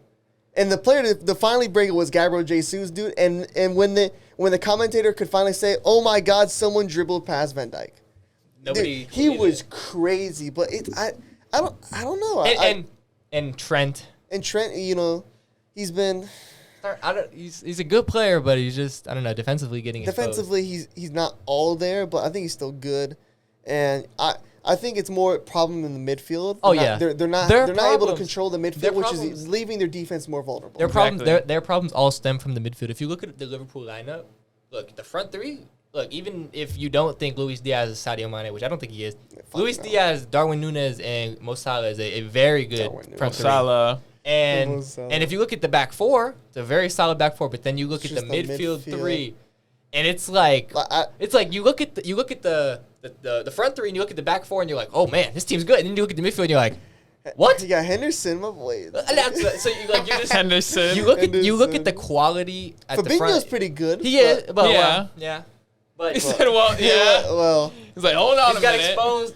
He's not the best. Look, Liverpool just got a lot of midfield questions. I feel like. Yeah, that's the biggest thing. Yeah. If they could find that replacement, they wanted to get Tchouaméni, and they missed out on him, and that was because Tchouaméni said he wanted to play for the greatest team of all time. So. And let's be real, I don't think Liverpool were ever going to have the pull power to beat out Real Madrid, but I do think though they did miss out, but their eyes should now be on Jude Bellingham. Oh yeah, they should be going all in on Jude Bellingham. Well, I think every single English team is about to be. You have to. I think every. But single Liverpool team are hurt. Like, dude, if I'm gonna say this right now. If Man City get Jude Bellingham, I'm not watching football. No. I'm done watching football if they get Jude Bellingham. It's bullshit. My team. They don't need fucking Jude Bellingham. Bandwagon. No, but definitely. The team that's hurting the most. Why y'all hating on Man City? Dude, I don't know. The freaking oil club, bro. Dude, but they definitely needed Jude Bellingham. I mean, I'm just picturing it in my head. You add Jude Bellingham to this Liverpool team, they instantly changing life. It's like that's like resuscitating them, bro. Like that's giving them some new life. Right, yeah. More life. Rebirth. That's more life. More life. God did. No. Don't sing that shit. No, but let's be real. That's a signing I wasn't necessarily thinking about. But if they do pull that off, that would be fantastic. Be really good. That's literally exactly what they need. Exactly. Yeah. All ready to get into the NBA now? I'm ready. Bet. So we got the NBA starting to work on getting in some tournaments. Yeah. Working them in. You know what I'm saying. The official NBA in-season tournament has been largely discussed by Adam Silver for many years now. He's always idolized that soccer-style tournament format, and he's always wanted to implement it into the NBA. And it seems as if they have finally kind of got the framework done. So the current framework of the tournament, it could be beginning as soon as 2023-2024. The Cup games will play through November. 8 teams advance to a single elimination final in December, while the other 22 continue on with the regular season. And all the games in the tournament are actually a part of the 82-game schedule. So it's not like players are going to be playing more games as a result of the tournament, which is one of the main concerns. So with all that being said, what are your initial thoughts on this NBA in-season tournament concept? It feels weird because obviously it's going to be the first time they're ever doing it. It's gonna take time for it to grow. Because obviously my first initial thought was like, why? Like, who the hell would want to win this shit? But that's exactly what he said. When he started to say, think about it like the FA Cup, and he's like, obviously, at a certain point, the FA Cup was a new thing way back when, in a galaxy far, far away. It was a new thing. 1800s. 1800s. It was a new thing. But now it's like one of those weird, like, cherished items. Like, the FA Cup, like, dude, people in England love the FA Cup. That's what I'm saying. They fucking live for it. But I don't know. I just don't want to. When you start introducing more trophies, maybe because I'm a bit of a hater of like so many trophies being introduced. I hate when they introduce trophies for like no reasons, like the Magic Johnson fucking like that, the Larry Bird, the Western Conference MVP. Yeah, like what are you trying to do here, bro? Like you trying to add, like, are we gonna have like a first round exit trophy now, being like you made it this far? Like I don't know, but I don't think it's that bad. I think it'll grow on me over time, and it'll be fun to see. A couple more matchups you probably won't get to see in the playoffs. Exactly, and I mean, for me personally, I think that it's a good idea. I think that obviously it's gonna have its kinks and the things that you're gonna have to work out within it, but obviously my main drawback from it was like, okay, these players, they already don't want to play more games. It's gonna be more games than already the 82 schedule, but they managed to work the tournament into the schedule. So I think it's literally just adding another trophy, another incentive, another reason for teams to want to win, especially in the regular season. And it's going to give more value to those beginning regular season games. Because let's be real. There's a saying around the NBA, the season doesn't start until Christmas. And this tournament is going to now preoccupy that pre-Christmas period. Let's be real. The NBA gets a lot of hype post-Christmas anyway because that's when it starts to vamp up. But now people are going to have to start paying attention right from the get-go because there's going to be a tournament. There's going to be a trophy to be won. I think it's going to give more teams more reasons to win, and I think anytime they can solve that problem in the NBA, I think it's a good idea. I think it'll be interesting to add this because you'll be able to see what teams will be good for the playoffs. Like, you'll be able to predetermine, all right, so this team went far in the tournament. They're probably going to be doing really good in the playoffs. Yeah. And then there might be some teams that perform well in the tournament that you might not. You slept on. It's single elimination, and let's be real. Anything can happen in a single elimination. And that's one thing. Look, when you get to the NBA playoffs and it's a best of 7 series, the better team will win a best of 7 series. I would say 9 times out of 10. And like, let's be real. There's some cases, 2011 NBA Finals doesn't always happen. Sometimes they slip through. But for the most part, the better team will always win. At a best of 7. But when you have the single elimination. Anything can happen. Anything can happen, man. A crazy shot, a crazy buzzer beater, a foul. You never really know, man. And it's some crazy shit. Like you could see. You can see the Pistons. The Hawks could fucking That's win. What I'm saying. Win, bro. A team that has let's be real. That's never won. You're never really gonna see. The Hawks ain't winning a championship. Not anytime soon. Detroit. Well, no, the Hawks are actually a bad example because the Hawks I don't think they're winning a championship, but they actually got a decent team now. They're not. They're not winning. You can say the Hornets. The Hornets could. If they win the tournament. Yeah. The Lakers could win something. That's a good point. Lakers. But they don't get to win shit. They can win something now. Let's be real. If LeBron is able to add this in-season tournament to his legacy, God. LeBron, this is some bullshit. Did Michael Jordan ever win the in-season tournament? I don't think. Nah, he didn't win it. bro. Oh my God! Look, but that's something that Michael don't got. Are they gonna hand out rings, bro? They should do the they're gonna do rings and all this shit. Oh my God. But I do think it's gonna be interesting to see MVPs of the tournament. For fuck's sake. But I think it's gonna be interesting to see how the dynamic ends up playing because let's be real, there's gonna be there's like I would say a majority of the time, maybe not majority, but sometimes there's gonna be in this scenario a different team wins the in-season tournament than wins the NBA Finals. Yeah. And there's always going to be that team that maybe won the in-season tournament. Like, oh, we should have won the finals, man. We won the in-season tournament. Hell no. People, I know I'm finna say that people shit. Are going to... obviously, if the people on the outside, but I'm saying the players that are... actually playing, yeah. They're going to be like, yo, we would have whooped y'all's ass, bro. We won the in-season tournament. Yeah, but you were in the playoffs and you're fucking asshole. But I think when it starts, years from now, you're going to start seeing, it'll be like another cherry on top for, when you see these dynasties. Because you're going to be able to see dynasties. I'll say, we won the tournament and we won the chip.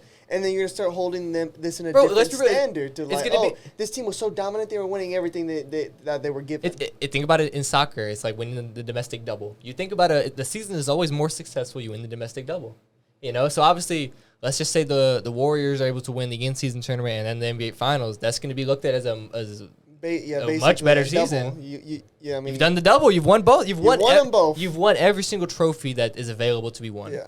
And that means you're the best. There's no doubt. You win the in-season tournament and the NBA Finals.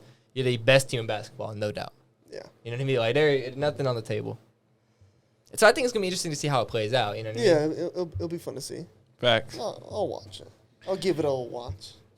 So let's get into KD and him just getting hella pissed about his ratings in 2K. I think he was joking, bro. Nah. I think he was like, he KD being KD. People have been mad about the 2K ratings for a while now. Yeah, but like, bro, how he said it, I don't think he's actually like. You really think Kevin Durant's mad at a video game rating? It's Kevin. Come on, bro. Durant. Have you seen Kevin Durant on Twitter, bro? Yeah, that's different though.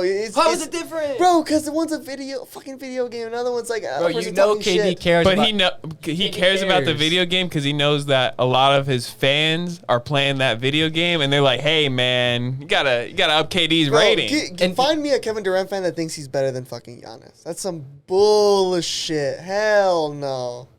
I mean, for me personally, I don't think... Klay Thompson, y'all seen that he got pissed as well because they should have upped his shot rating. His shot rating's 83. That's bull crap, bro. I don't know who's making this rating. That's what I'm saying. But like, look, Giannis, for me, Giannis being the #1 rated player, I agree with that.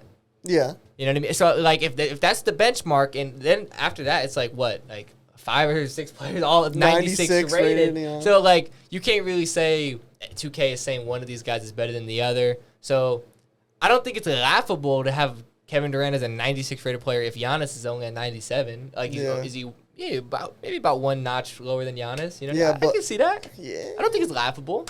I think it's about as realistic. It's realistic. You know, what are you gonna give him? You're gonna give him a 99? You're gonna get? I mean, if KD's a 99, then Giannis is 100. So like at a certain point, they gotta cap it, and they can't just have everyone 99 because you'd be wanting to have Curry 99. But should they have more different? Should they differentiate it more? Like, should KD be a 97? Or like, 97. Yeah, you talking about like there shouldn't be so many players grouped in at 96, right? Exactly. So like there should be different. Like basically, I think at this moment, Curry's better than LeBron. So I don't think they should be the same rating. Mm-hmm. So I would say, like, okay, Curry's a 96, LeBron's a 95. But obviously, it's at the end of the day, it's a fucking video game. Like, I really think, when I look at it, I don't think Kevin Durant's taking it that serious. I think it's a bit like Kevin Durant looks at this, I'm just going to say this shit because I know people are going to freak. I think that's kind of what it is. But it is could be a little bit of an ego thing as well. I also think Kevin Durant is very self-aware, and he knows that a large portion of the NBA audience kind of maybe not necessarily bases their knowledge, but a lot of people base their NBA knowledge off of NBA 2K. A lot of people do. So they're gonna see those ratings and they're gonna think, okay, Kevin Durant is just as good as some of these other guys, and KD himself might be like, look, this guy ain't. If I'm 96, this guy is not 96 next to me. So I think Kevin Durant might be necessarily ripping the fact that if I'm a 96, bro, these guys ain't 96. I think that might be where he's kind of getting at it. I don't know. Yeah, that's what I'm saying. Should they differentiate it more between the players? Because I could definitely see Kevin Durant looking at the list and being like, look, this guy ain't on my level. This guy is. If I'm a 96, then this guy definitely ain't there with me. I could see him saying that. Yeah. So like, if that's where he's getting at, I could see that. That's a valid point. Yeah. Not that bad, but. So y'all ready to shoot it straight into music and culture? Or you guys into the culture? Or you guys want to discuss anything more about 2K? I think we're good. I'm good. Yeah. Talk a bit of culture. All right. So let's get into it. Nav's new album, Demons Protected by Angels. Bro, I'm saying it right now. It was a complete banger. I listened to every song from start to finish, and I downloaded every single song. God damn. Every single one. And I haven't done that. How many songs are in the album? I haven't done that maybe 19, right? Yeah, about 19. 19 songs. And every single one of them is an absolute hit. This guy. What was the most standout track for you? For the aliens. They're all so good. Choose one. So it's hard for me. Gun to your head right now. Gun to your head. I was going to say Interstellar has to be up there because Nav got the 2016 vibes out of Uzi, man. And nobody's been able to do that ever. At least for a while. Yeah, and it's funny. He literally said on the Full Send podcast. Exactly. He said it on the Full Send podcast. He said, "Yo, Uzi, go into the studio. I need them 2016 vibe. And that's exactly what he did. Uzi said, "Say no more," and that's what he gave it to him. And I think it was a good song. I think Dead Shot was another standout song, Facts. obviously with Uzi. I liked I guess he also talked about him on the pod. I didn't really know nothing about him. That Realist K, you know what I mean? It was I like that vibe. The Toronto artist. It was I guess a nobody. But Nav put him on the album. I thought that was a real good song, standout track. But for me, my personal favorite, I'm gonna go with Ball in Peace, the outro. Ball in Peace. I love that one. I just love, like, look, I can feel the emotion in the song. And it's like he just went into the booth and he described his recording process. I could tell he was real vulnerable when he was recording that, and it just had that substance. And for me, the production on the track was amazing. He just flowed. It was a stereotypical Nav beat and everything, and he just flowed on it perfectly. You probably didn't know this was interesting that he said on the Full Send podcast he said he does mushrooms because like it exposes a part of his brain that's not really touched, and that's what happens with everyone when they take mushrooms. Like it activates other parts of your brain. Exactly. So like you're able to create better because you're able to think about new ideas that you would have never been able to. So think is he of. in the booth in mushrooms? Yeah, exactly. And that's what he said. He said like mushrooms for him almost get rid of his self-doubt. Exactly. And it was like like the way he explained it, he says like there's thoughts that you have, but they're not like those core thoughts that the most ones you think about immediately. And when he takes them, those thoughts rush up to the top and they're like on the tip of his tongue, and he can create things that he wasn't even thinking about before. Like they're in his brain, he's thinking about them, but he's not really thinking about them. And now he can. The feature list, man, it's crazy. And another thing that he said on that podcast was, man, he don't pay for verses, bro, because like whether it was Future, Lil Durk, bro, it's just mutual respect. Like you got me, I got you. And that's how it really should be. Yeah. And let's be real. Every single feature did their thing. Facts, bro. That Lil Durk feature was fire. I know you didn't like the Future feature that much, though. I remember you saying that when we were listening to the song. Yeah, like honestly, like, you would think, like, when you're looking at a track list and you're like, okay. Then I'm a Nav fan, but you see Nav, Don Toliver, Future. You're thinking it's going to be a banger. I was personally disappointed by that song. You know, when you just on face value look at the names. It's good though. It's a good song. It's all right. If I don't know, man. I might have to re-listen to it. Maybe it'll grow on me. But as of right now, for me, that's the song for me. That's like the most. It leaves the most to be desired for me. You know what I mean? That's the one that I wish he would have done a little more. Maybe not even Nav. Maybe it was just Future. Or maybe I don't know. Something was missing for me. You know what I mean? And I don't know if you feel about that. Feel that way about any songs on the album, but like something was there. Did Nav leave anything to be desired? Not necessarily, bro. Everything was put on the table and it beat out my personal expectations, bro. It shoot that out the roof. He downloaded all the damn songs, bro. I think fire. I think he really enjoyed it. Fire. All them damn songs. Well, we're going from maybe one album that was fire to another album just dropped. Young Boy just dropped. Oh wait, my bad. I was gonna say one more thing about the Nav album. That track with Travis and Lil Baby, bro. That's hard. You dropped that as the single. Did you hear that yet? Not yet. I gotta listen. Hey, I'm geek never sleep. Oh god. It was a banger. But I think like obviously he was gonna put that out as a single because they had Travis Scott and Lil Baby. Lil Baby, that's what I'm saying. Like Interstellar probably would have been a hit. Like he had some other songs he could have put out as a single. You know Facts. But he had to because it was Travis and Lil Baby. Exactly.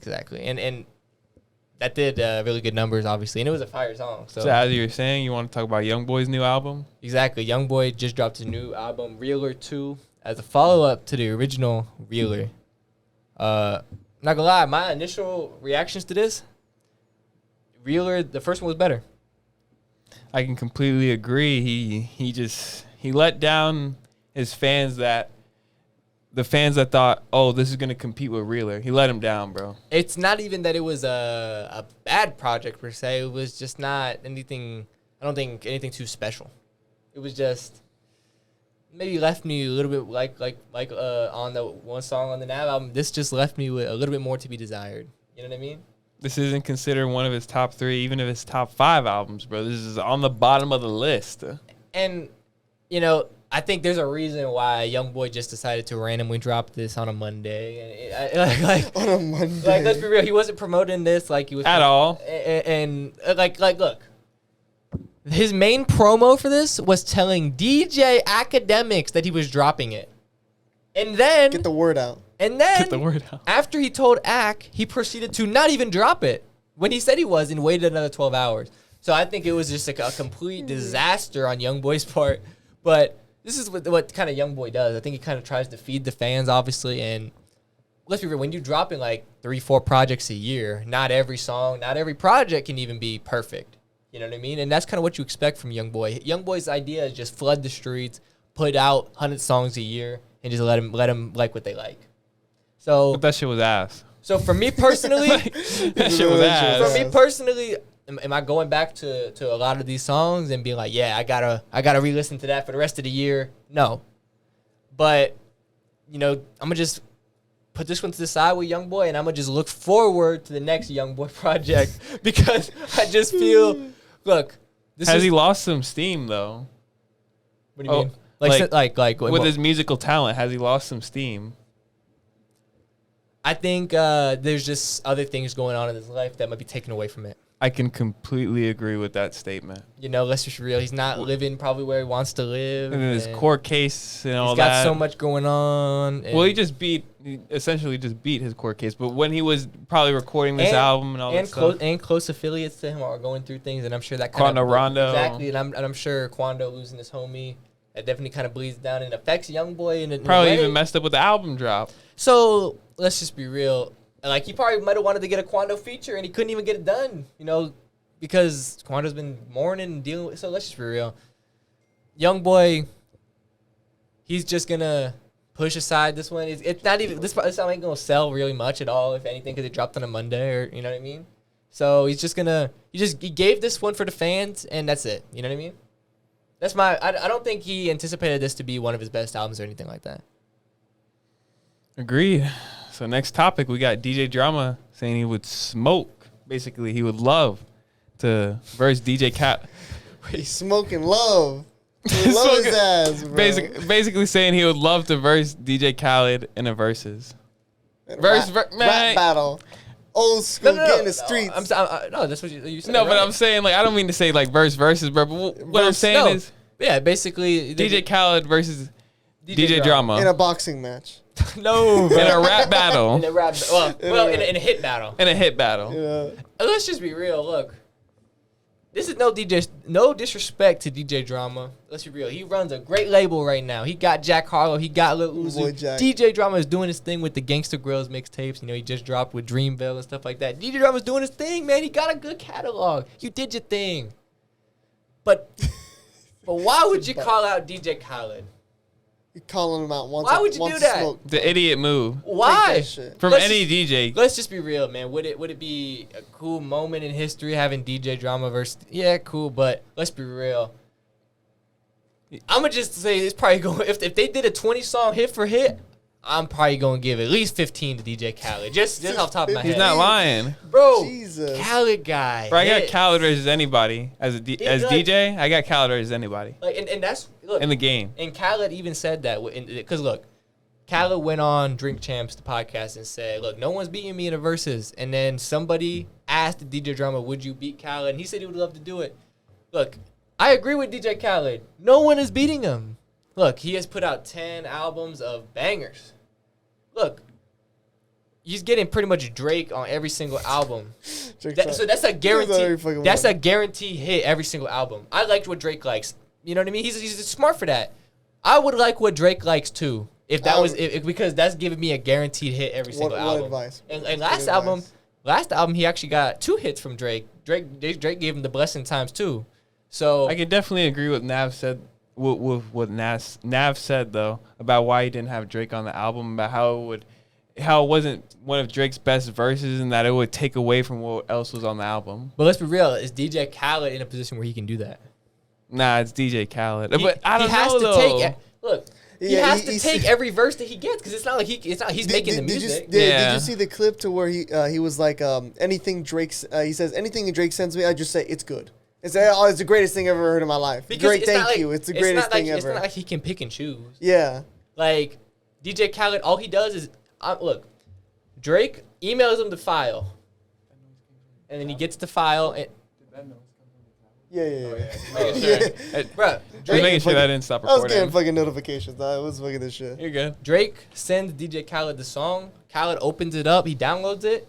He says, "We the best music, God did," and then that's all he does. That's all he adds to the track. That's just so funny, bro. That's all he does. So how could you be picky and choosy about? Oh, Drake, this wasn't your best verse, bro. So Drake, get your fucking ass back How you gonna do in that? the studio and do some shit better. DJ Khaled is smart. All he's gonna do is he's gonna be like, "Oh yeah, Drake, that's the best verse you ever gave me." Drake, oh my God, that's just fire, bro. And that's worked ultimately for his career. And why would he do anything different, man? He's making money. He's making hits.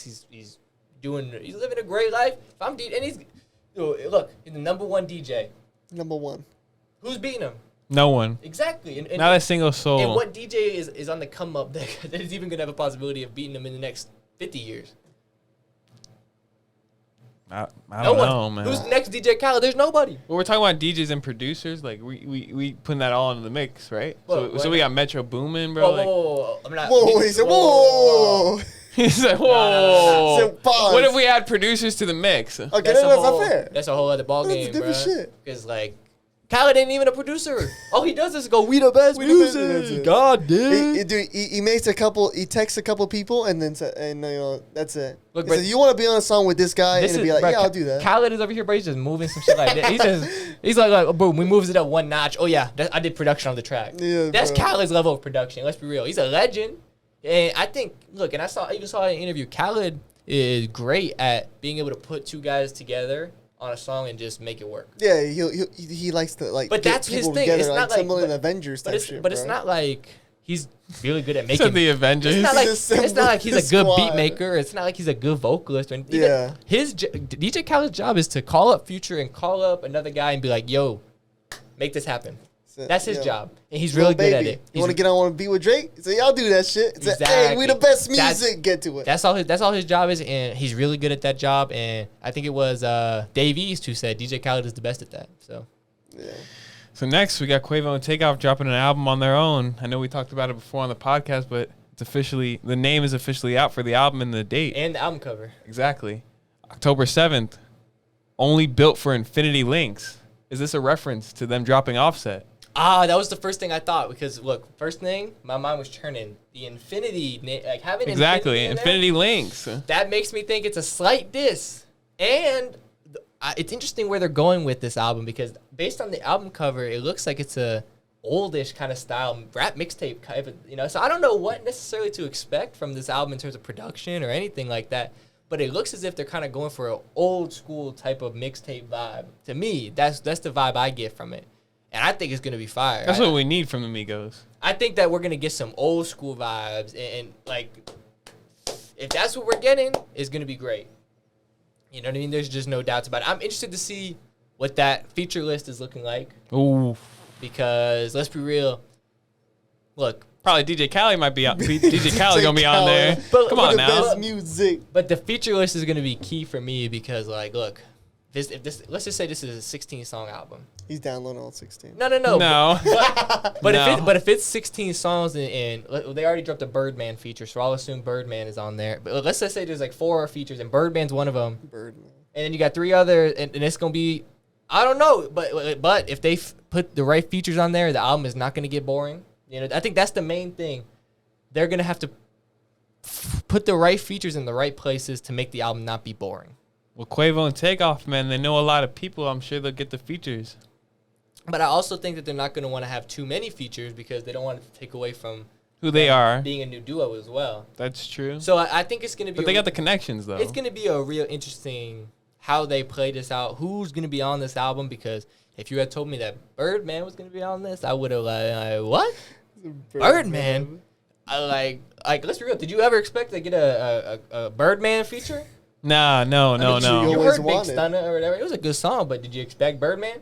No. That's Why would we? The feature you thought you never knew you'd get, but you always wanted. Who would have expected? Birdman? Fucking Birdman. I mean, it wasn't a bad verse. It wasn't a bad verse. But like, so I think it's just gonna be interesting to see ultimately where they go with this album. But I mean, you're the resident Migos stan of the group, so I mean, I'm interested to see what you think. I didn't like Culture 3 that much. I think it was okay, but do I think it was as good as Culture and their prior bodies of work? No. So I'm excited with what you're saying about the old school cover, about them bringing the old school vibes back. No It'll be Offset, interesting. you know what I mean? Like no Offset, sure, that's a big loss, but the features could make up for it. Like, could get a Travis feature, could get a lot of damn features, bro. They just know a hell of people, bro. Moneybagg Yo, man. Oh, and Moneybagg Yo got off social media, which is a different topic, but they could get Moneybagg Yo on there, bro. It seems as if Moneybagg Yo might have sided with Offset because they do have songs together as well. And they just dropped a recent song together as well. That's true. So I don't know if that's siding with them or if it's just some, I don't know. But my question I want to pose to you, do you think that this Quavo and Takeoff duo album could be better than Culture? Hell no. Culture 2. Hell no. Culture 2. No, not even Culture 2. Hell no. Could it be better than any of the Migos projects that were them as a trio? No. Maybe Culture 3, yeah. Maybe. And there's like maybe a couple mixtapes here and there that it could possibly be better than, sure. Like Streets Unlocked. So this has no hope of being better than majority of Migos albums. Nah. No chance. I don't see it. There's no way. Wow. Not without Offset, bro. That's a key factor in the Migos' entourage. Wow. Without Offset, bro, it's like you're missing a key piece. A key piece to the puzzle. Wow. You're kind of guaranteeing that this album might be mid then. I'm not necessarily saying it's going to be mid because when you're comparing it to their previous bodies of work, like I was saying before, bro, it's just like banger after banger after banger. We're talking about YRN 2, bro. YRN, bro. You know what I'm saying? Yeah. That's some crazy classics on there, bro. It definitely did. So, definitely did. I mean, I'm thinking about it off the top of my head. That's what I'm saying. So for them to be able to do that now, do I think it's going to happen without Offset? It's not likely. No, definitely not. It's interesting. I wanted to get that perspective from you. Because I mean, based on all the singles, I think they've dropped nothing but fire so far. But is it better than the old stuff Migos? with Offset, bro? Come on. Bro. That's what I'm saying. It's almost like it's Offset kind of brought that different tone, he kind of rapped. And do I think Offset by himself will be as good as he was when he was with the Migos? Hell, as a whole? Hell no. No, because I think Offset, like I said, he can give you a really good verse, but when he's by himself, he has to do the whole song. He has to give you the hook, the verse, 2 verses, unless you get the feature. It's just harder, man, you know what I mean? So that's why I think both sides of this, Quavo and Takeoff and then Offset, are both going to realize, okay, this ain't as easy. We need to work it out. This ain't as easy to do without each other. Let's come back together. I think that's kind of how this resolves. October 7th. Oof. We're going to see. I'm sure it won't be the last time we talk about it. Probably not. So what do you got to say about it, though? No, I'm just mostly, I'm still a student of the game. I'm still trying to learn. For sure. Learn all. You know a little bit about the Migos? A little bit about the Migos. It sucks that they're no longer going to be that trio no more. I got into it a bit too late, but. Do you think, though, without all 3 of them being together, do you think they'll be able to live up to the hype? I liked how when you said comparing it to the other Migos work. It's hard to compare. Just because something's not better than someone's best work doesn't mean it's bad. Exactly. Like it can still be good, but obviously, like you're talking compared to like the best of the best that they've ever dropped is probably not going to be better than that, but it's still going to be good. It's similar. It's not going to be mid, but it's still going to be good. It's like an athlete in his prime. Yeah. Or his or her prime. And now they're just maybe not washed, but they're on the way. I said they're washed. They're on the decline.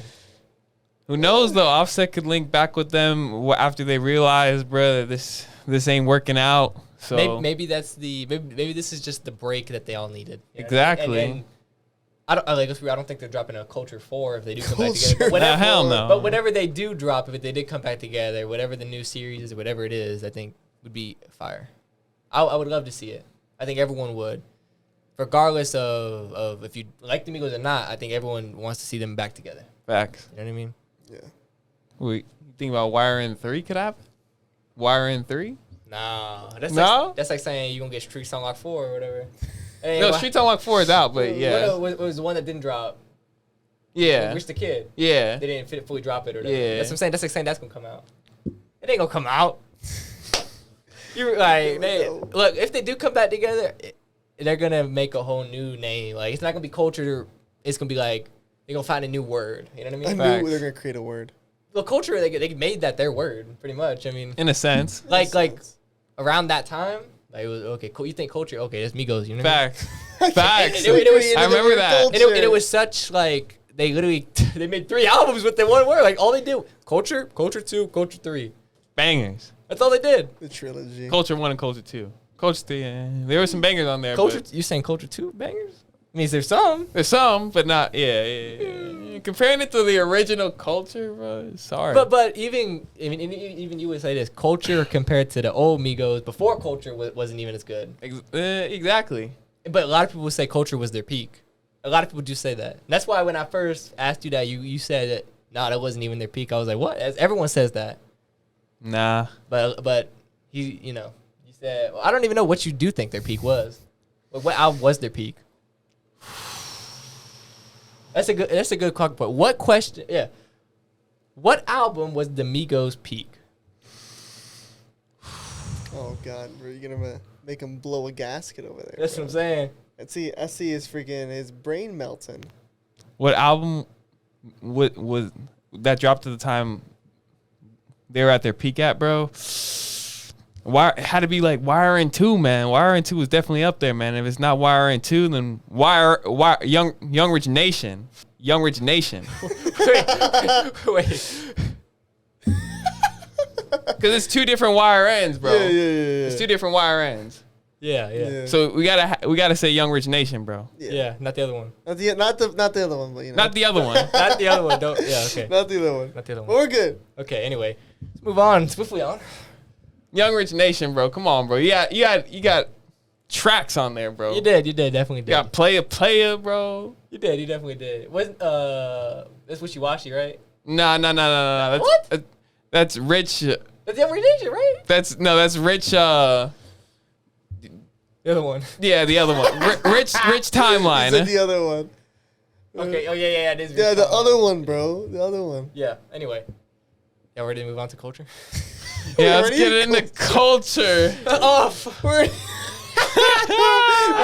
swear to Bro. God, I didn't even think about that. Fucking brains melting. This is a pretty dude. We're at an hour 45 right now. I think this is uncharted territory. This is bro. uncharted water. Uncharted bro. waters, fucking dude. Let's be real. Anyone watching at this point, bro, like you deserve a cookie. If you're watching, dude, hit me up. Hit G up, Hit I me guess. Hit me up. All right, I'm just gonna probably The cut key. that out part. Anyway, Instagram has reportedly been testing a new feature, reposts. They're gearing up to give users the ability to repost other users' posts and reels. So we're not saying reposted like to a person's story. We're But to saying their reposted to a feed. What are our initial thoughts on this move by Instagram? To me, I think it's changing the It'll game. help a lot of content creators out, including us. So I think it's gonna definitely change, the move. I think it's going to change the Move. game. Yeah, it's a good move. I mean, let's be real. Imagine scrolling through Instagram now. I mean, I think they're definitely going to have to find a way to format it right because I just don't want to get spammed on my feed by like everyone reposting reels and stuff like that they like. But like, if they can get it right and they kind of put it all together properly, I think that this could be putting them above TikTok, the #1 social media platform again. I think No, I thought don't Instagram know. always was. I thought Instagram always was. Was it not? TikTok is on the rise. TikTok man. has the most Bro, downloads but, currently, like- doesn't it? Or Yeah, no? But- or if they don't, I saw a statistic that But it's the gram, bro. like within the next 2 years, whatever, TikTok was gonna surpass every social media platform by like 50,000 downloads. They're like it's a crazy amount. Like they're outnumbering Facebook now. Oh yeah, They're bigger than it's fucking Facebook. Facebook, bro. But we're, like Facebook, like for our age, it might be Fell off. no, huh? But like No, back but in the day, yeah. everyone is on Facebook. Like Facebook is huge still though. Like even to this Look day. at Facebook, yeah. So like to be bigger than Facebook is huge. You know what I mean? And that's what TikTok is right now. But I think that with this repost feature, Instagram might be on that come up because let's be Yeah. real. they're going to have to find a way to get Reels more popping on Instagram because that's the only competition they got to what that TikTok algorithm is doing. And that's changing the game. So Yeah. they're going to have to find a way to get Reels more accessible. And we've seen it firsthand. You know, we post Reels. We know that they're not always the most accessible for people. You know, oftentimes we have to show them that there's a Reels tab on Instagram. People don't even click on that. No. So like they're gonna have to. They've needed to solve this problem for a while, making Reels more accessible, and being able to repost them onto people's feeds that they don't follow. I think is gonna change the game. You know what I mean? Because it's just gonna people are going to see more content that they wouldn't have clicked on themselves. And that's one of the things I love. There's a lot of potential with Instagram because Instagram's just more personable than TikTok. Like people invest into the actual person rather than just looking at a random video and not even clicking on their profile essentially. And I feel like you'll be able to find out, like let's just say you see a random guy on Instagram, you click on that guy's profile, you're gonna find out a lot more about that person instead of the stupid fucking dances. Then when let's say you watch Charli D'Amelio do a dance. She's doing dances. I guess I know. You click on her profile, you're just gonna see a whole bunch of videos of her doing other dances. Okay, that's cool. But like, let's say you see somebody on Instagram doing something, you click on their profile, okay, you're gonna be like, okay, boom, I automatically know this person. I feel connected to this person. Somewhat, yeah. This person saw as much as you could off Instagram. As well as you could off social media in general. This guy's fucking already, blood brothers or somebody. He looked at Instagram. No, but I'm saying like you generally feel more. It feels more personal. Yeah, no, because you're posting that personal video. Do you feel a more personal connection with a person through where you see them with their wife and kids? Or them dancing on TikTok and shit. That's what I do. They dancing with their wife and kids on TikTok. I don't have TikTok, so I wouldn't know. I don't have TikTok. I have no idea how any of that. Dude, I didn't even know you could send DMs on TikTok. That's some shit. I didn't even fucking know. Can you do that? You send DM? Yeah. What the I didn't know. Like, should be able to DM basically on every social media platform. That has to be a feature. I've never downloaded it, so I've literally no idea. The main thing with TikTok is like you send other people TikToks through DMs. You know what I mean? It's like you sending me Russian lawyer. You know what I mean? Yeah. It's funny memes. Yeah, exactly. So it's the same concept that they have on TikTok. Yeah. Shit. You guys ready to get into the next topic? I'm ready. We got YouTube hiring therapists to help their staffers deal with with disturbing content. I wonder what should they say. That's what I'm saying. To sit in on it. That's what I'm saying. Dude, when I first saw this, I was like, okay, what exactly are they seeing, bro? You'd be surprised at how many fucked up shit's on YouTube. That's what I'm saying. Like, bro, because sometimes I'll go down like rabbit holes to see like, dude, I swear on everything. Like, I have like nieces and nephews, bro. Mm-hmm. Like some of the shit, you give them an iPad, they start like clicking shit. And then it just slowly moves into like weird fucking shit. Like what? Like, dude, like literally, it's like the shit like the animated animated kid shit, but it's like murder. Like they're fucking killing each other shit. And I was like, what the fuck? It's like there's no way. You don't want a little kid to be watching that. It's like, and it's crazy how it can switch to that so quickly, because bro. There's people like that will make these things just for kids to trick kids to watch them, and it's just like it's real fucked up shit. And I'm like, bro, that's crazy. And I guess that's the shit they see. You remember what was that one thing that it was going all over the news, bro? It was like some weird figure with like a white face or some shit that was basically like that was telling kids like, oh, you have to kill your sister, your mom or something. Yeah. Remember that shit? What was that? Bro, if I worked for YouTube and you told me to find that shit, I would need therapy. That shit, not a lot of shit freaks me out. Or think about the shit that freaks me out. Think about the shit that they gotta ban. Yeah, like that's straight like, get that shit out. Because let's be real, bro, like, there has to be, like, I'm sure they can have an algorithm that kind of filters out some stuff, but, like, at the end of the day, they're going to have a guy that kind of... God, that sees it. Looks through the stuff. Like, somebody sees, like, I'm sure somebody, God knows what's being uploaded, you know? So there's probably people who have uploaded murders, terrorism videos. Killings. Dude, there's been actual YouTubers with big followings that have done horrible things. And when you go back to look at, like, some of their videos...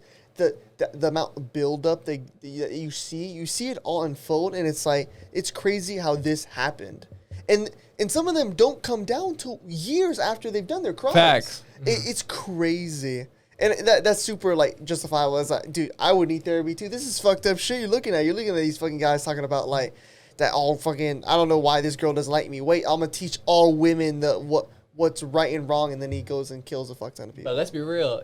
YouTube is going to have to try to find a way to solve this issue. Because let's be real. How do you stop fucked up people from posting fucked up shit? But who's going to want to be on this role, do that job? You're gonna have to be a weird guy. Like literally, bro. Like, this shit. Like literally, bro. Like they're gonna have to be like, look. Or they could up the salary. You're more than likely going to need get paid more. You are going get paid more. You are going to need therapy after taking this job. You know, everybody loves money though. I'll hey, if they're up in the pay, bro. I mean, sure. Give me some more money. I'll do it. I'll sit in that chair. I'll do it. I would love to know how much whoever is doing the job getting paid now. I would love to know that. And I'll be like, is it worth it? At least minimum. Was it wage. worth it? You know what I mean? Like, well, at least. if at least. At least, you know. I would hope it's at least. But it should be even above that. Yeah. And I mean, besides the fact YouTube is they have enough money to go around. You know what I mean? All the Google money. Besides that, I mean, this particular job. I mean, this is like.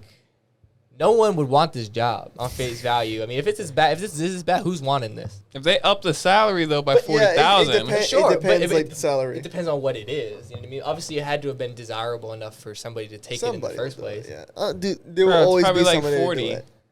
Bro, if 40 what? 40,000 a year? 40,000 a year. That's not good. 60. That's what it probably is now. That's pretty. That's high. That's what it is probably now. That's justifiable.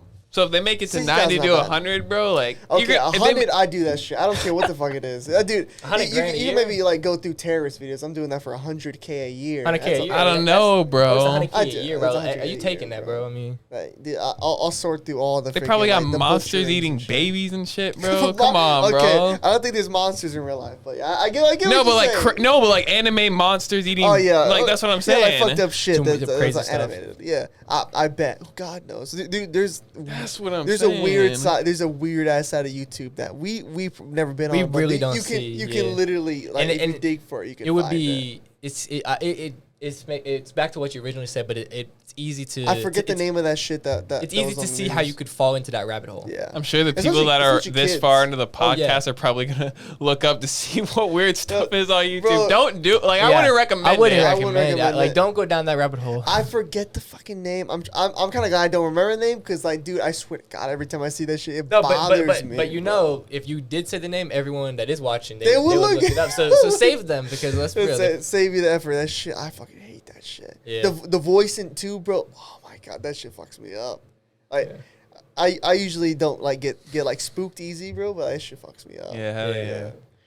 So let's get into the next topic. We got Luka Doncic. Not in the sports category for once. That's sports. Culture. It's culture. Facts. He's in culture because he's in a legal dispute with his own mother over the trademark about his own name that his mother gave him. Zach, what if your mom, dude? What if you're like this big guy? You know, you're Luka Doncic, and your mom's like, "Not giving." She's like, "Yeah, I'm not giving it to you. You're not having your freaking trademark." I would be so pissed. like words could not describe how mad I would be if I was Luka Doncic. You know what I mean? Like, but like, why? Like, first of all, there's no reason to not give. Like, let's be real. If you're his own mom, it doesn't matter who owns the trademark. It's not like giving. But she created you. Well, okay. Let's say she gives Luka up the trademark. It's not like she's not going to be taken care of. You know what I mean? So if she's worried about getting no money, if she's worried about the money and like, okay, well, I need this trademark of my own son so that I can be guaranteed money. It's your son. Like, if he's not giving you money anyway, that's a problem. And if he's not giving you money, then you messed up as a parent. What if it's more like what G said? Like, I named you, so I'm gonna keep that name. And own it. What fucking parent does that? Who does this shit? Like, bro, but that's crazy. But this is gonna affect his branding, like what he's gonna do with shoe. Like, this is a big deal. Like, you need to legally change his name. Like this kind of has to be resolved because like I think they it can't will even be, use his name. Yeah, eventually. I think it's definitely gonna get, because let's be real, they're gonna find a way. They're gonna pay her off. She'll pay, like something's gonna have to give. But like, it's just crazy to me how like she won't give it up right now. Like, I can't imagine there being a reason that warrants this. You know what I mean? Like, I don't know, man. Like, I can't. Like, I'm like, it's got to be something behind the scenes that nobody knows about. But I can't even think of like a possible reason that like you would like, you know what I mean? Maybe she's just like, bro, you didn't. What, you have to win a chip to get your fucking name rights back, bro. Maybe you gotta do something. Do something with your life, bro. Maybe she's a hard ass, bro. I don't know, dude. If that was my mom, bro, I'd be like, bro, what are you doing, bro? Like, what is this?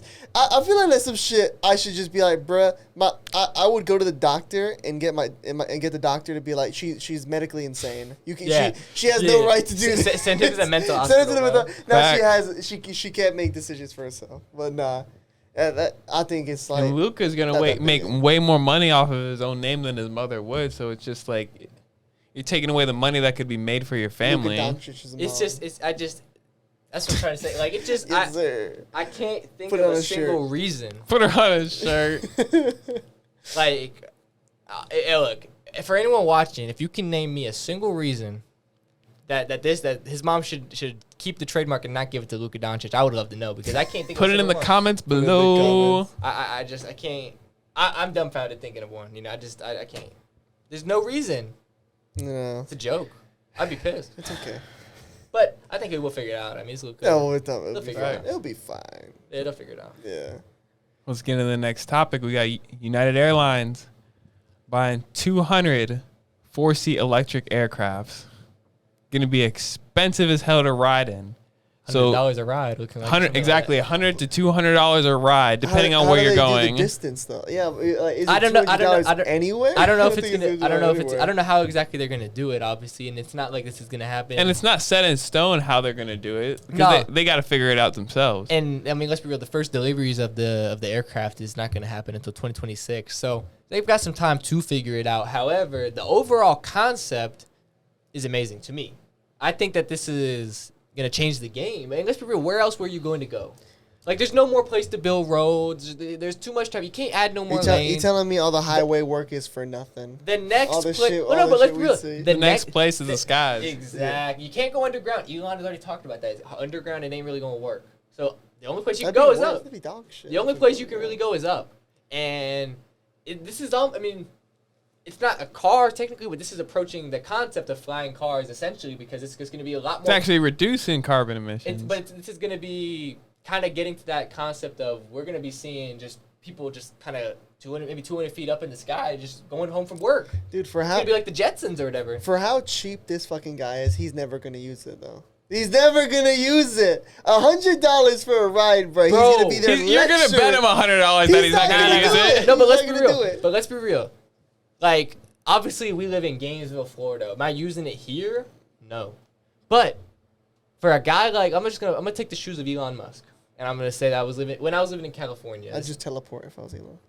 Like, in LA or in California or in a place where you are dealing with substantial traffic almost 24/7, maybe every day after work. LA, Miami, New York City. This becomes immediately your number one option. Dude, but you are gonna save when you have a lot of money. But when you get to the point where you're flying cars in New York, you're gonna hit a building or some shit, dude. Like, you're still gonna have like dumbass people, bro. Well, but obviously, it's like the people.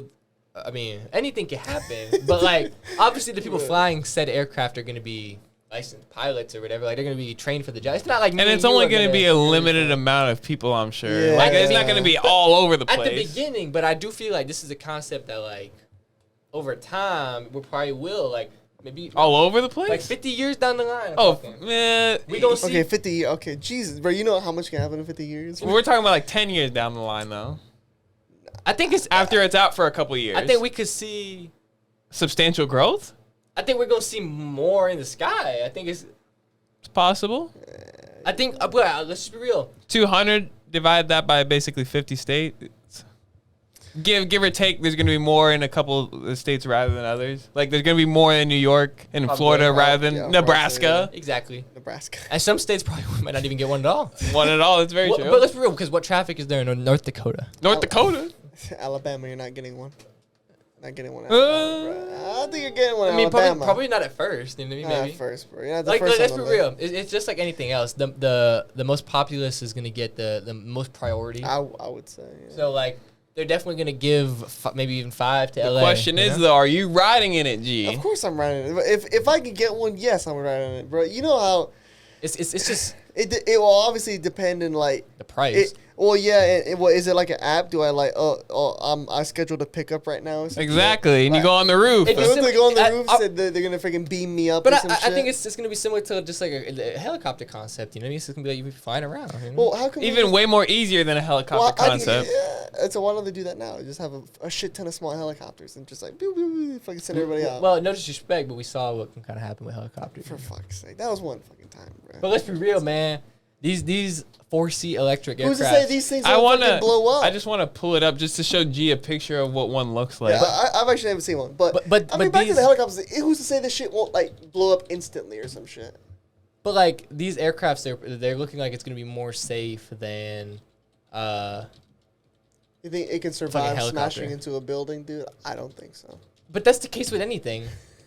Nothing surviving smashing into a building. That's what I'm saying. News. Oh, look at it. Look, it's looking like that. It's like a mini airplane. It's just right here. here. It's just a plane. But it's a mini airplane. It's a 4-seater. That's looking clean. That's what I'm saying. That shit's looking clean, bro. I'm telling you right now, the average American is not affording that shit. But they're not buying it. They're just using it. But they're still not gonna be able to afford to use it, bro. I bet you no. They'll be able. I bet you the average American will use it. However, it will be on a special occasion, holiday, get together, something like that. Yeah. And they're in an immediate rush, like, oh, bro, I woke up from the hotel late, bro. We got to be here at the airport. Blah, blah, Call blah. the helicopter. Call the helicopter. Let's be real, bro. It's just another option. I feel like it's a viable option. You know what I mean? Definitely. Well, look up the Gator game, bro. I'm trying to see who won. The Gator, bro. I can guarantee you the Gators lost, bro. But yeah, we're missing a bit. I think we already missed the fucking UFC event. It's over. Shit. It's over. Damn, the Gators did lose. I told you they were the dog shit. Damn. 1-1, bro. That dog. That is ass versus Kentucky. That's ass. Cause they were leading into the half. That's what I'm saying, bro. They didn't even score a single point in the second half, bro. Dude, should have stopped doing. That's what I'm saying. Hell no. I can't. Damn, I can't believe that. What do you need to do? Dude, when we left, they were losing. I know, but I really thought they were gonna win. Same. This guy said I thought they're gonna win. That's not what it's gonna. That's look not like, what bro. it looks like. That's some fake ass image shit. That shit look lit though. I don't know, G. That's what it's looking like. Nah, bro. I'll stick to a car. You'll stick to a car? I'll stick to my car. Give me a Tesla. Just drive me around. Give me that. Come on, bro. I'm riding. Come on, bro. They can't see. So what if Tesla starts making these? Are you riding in it? I guess I'm riding in it. I'm not saying I'm against it, dude. I'm a lazy damn guy, dude. I'm for it, bro. If something can take me to one place to another without me having to do anything, I'm about it. I'm all for it. But I just think that the traffic problem is just a problem that's it's almost impossible to solve, and this is like the only way to solve it is to go to the sky. So like it's a realistic option. Flood the skies with fucking idiots. That's what I'm saying. They're not going to be everywhere. Not necessarily flood the sky, but let's be real. Maybe splitting it, having like some people in the air, some people on the ground. But leave your ass on the ground. I'm saying even if it's just a slight distribution, more so than now. Imagine there was just 50 less cars on the road. I mean, 50 less. That's not a lot. That's not a lot. I'm saying like in a city. In each city, yeah, that would be a. I guess. Nah, bro. You're talking about like. I guess. 50 whole cars, I don't think that's stopping. There could be 100,000 living in one. Traffic is bigger than 50 cars, bro. But I'm saying obviously they're gonna scale this to a bigger, bro. This is like they're gonna scale this to a big like. But I see what you're saying, exactly. though. Like when they scale it properly, bro, they can actually take away people from being on the ground and put some in the sky, and then it'll let the ground flow better. You know what I'm saying? It's a simple concept. It's interesting. You take some people from here, you put them up here, this place will flow better. I feel like that's not a crazy concept. Just take away all cars and go back to horseback horseback riding. There ain't gonna be no traffic lights in the sky, bro. Yeah, how are you gonna... You're not running a red light in the sky. You're not running a red light. Bro, but they could just add that shit. Bro, what? Bro, I'm Come on, bro. Bro, they could just... They're not adding no street lights in the sky, they would have to bro. make lines and shit in the sky. That wouldn't work. What they're gonna do is it's probably gonna be like airport. Like they're all just gonna be like on an intercom. And you know what I'm saying? Like, not airport, but airplanes is what I meant. Airplanes are like, you can hear them, you can hear each other, like, frequencies. That's what I'm saying. And there'll be, like, a map and, like, you'll have a route and stuff like that. It'll all be settled by then. I guess. I'd hope so before they start fucking doing it. Well, even from now, they have 4 years to figure it out. And this is just until they get the first delivery. Wait. If we get a chance, are we going on the very first one though? Probably not. Nah. We're not gonna. We're not the targeted people for it. You know that the rich are probably gonna be able to get. No, this but if shit we all just the get time. a chance I wouldn't want to get on the first ever one for free. Well, I'll do anything. Am I just doing it just to do it? Just to say I was on the first ever aircraft? Like For the promo. It has to take me somewhere. That's what I'm saying. Do I have to actually go somewhere? Like, It has to take me somewhere. You gotta go somewhere. and Yeah. then- so we gotta go somewhere, and we're the first ever people, and like we're walking down the road, and then these guys hit us up. Yo, we got the first ever air taxi. Gotta. You take Nah, it's like by taxi. United Airlines. Like they call us up and they're like, "Yo, we Okay. got them in 2020. Man, we just got them, man. I would- Yo, we're ready." I would tell him, how'd you get my number? I would tell them. Or what if they shot the DM Why are you DMing me, United Airlines? Why me? to the Why podcast me? account? Oh my god. We're talking in 2026, I guess so. You know, shoot me in the sky, bro. I don't know if I'm trusting bro. it. We're going on the first one, bro. Come on, bro. He's looking like no. You want to end up like Kobe or something? Nah, for bro. fuck's Come on, No, bro. That's like saying anything, bro. It's like, why even get in a car? You know, I can name you like 5 car accident victims. No, You but wanna think be like think this about the guy. people that like got on the Jeff Bezos rocket, the Richard Branson rocket. You know what I'm saying? Who's gonna go on? That's like saying you want to be the first people to go to Mars. You said you would do that. I'd rather go to Mars. There's Nah. not an option on the table. Nah, What the fuck? But like, I mean, like. So you trust going to Mars over going like 20 But miles? I'm just saying, like. I guess it's safer to travel to fucking Mars. Mars than going down the street in a helicopter car. That's what I'm saying. You said I'll go. Look, Yeah, but let's be real. Are you just gonna trust it? like it's Yes. This is a whole new aircraft, but it's not like airplanes. The aerodynamics is right. and We everything. don't have rockets that can go to Mars yet with humans on it. That would be like a We don't have no trip. air taxis yet either that are just gonna flow up. No, but that's in the works though. Helicopter. So is Mars. That's basically right. a helicopter. That's basically a helicopter. That's But it's literally a not. It's helicopter. But not not. though. But It's not. It's like indoor and thing, it's the bro. You got a same little shit. indoor It's concept, not. bro. You It's can't the same. lie. It's not. Shit. It looks like an airplane. A helicopter don't look like what we just saw, bro. Bro, It had propellers, bro. That shit don't got no propellers. propellers, bro. It's a It's helicopter. a helicopter. It's What do just you mean? multiple propellers. Propellers? It's like a big drone, bro. It's just you just chilling in the drone. It's the same shit. So are you riding in the first one? I I guess. Yeah, we're riding in the first one, bro. If they're so insistent If they- to if get they- us on it, I guess so. I Fuck, guess so. man. I Hell guess I'll get yeah. on it. But if I'm just a random and I'm not getting on the first, I'll let somebody else try it. But if they hit us up like for some promo, I guess. That's what I'm so, saying, I guess bro. I guess. You know what I mean? I guess. Shoot Out of all it the straight, humans. bro. Come on, bro. Shoot it straight on the electric So they're aircraft. shoot at airlines. All Don't look right. at me like that, you fuck. I think this is a good place to end the pod, though. Oh my god. This is uncharted territory. 2 hours and 7 minutes, dude. Last person I showed that one of our episodes like an hour and 40. They're like, "What the fuck are you guys doing?"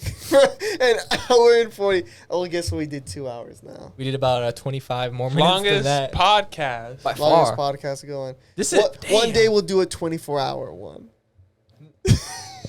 Nah, One day we'll go live and see how far we can go, though. That's definitely a plan in We the, should- in the future. we should do that for like a subscriber milestone. Like when we hit One- like one of 1,000 them, or one of 100K or something like that. You know what I mean? One of a 24-hour. Oh my god. Imagine like a 24. We're just hour gonna see how podcast. long we can go. Last one standing wins something. Win something. Something. No, but that shit would be lit though. That's a cool concept. Yeah, For whoever is seeing for this. the one person that's watching at the 2 hour and 7 minute mark.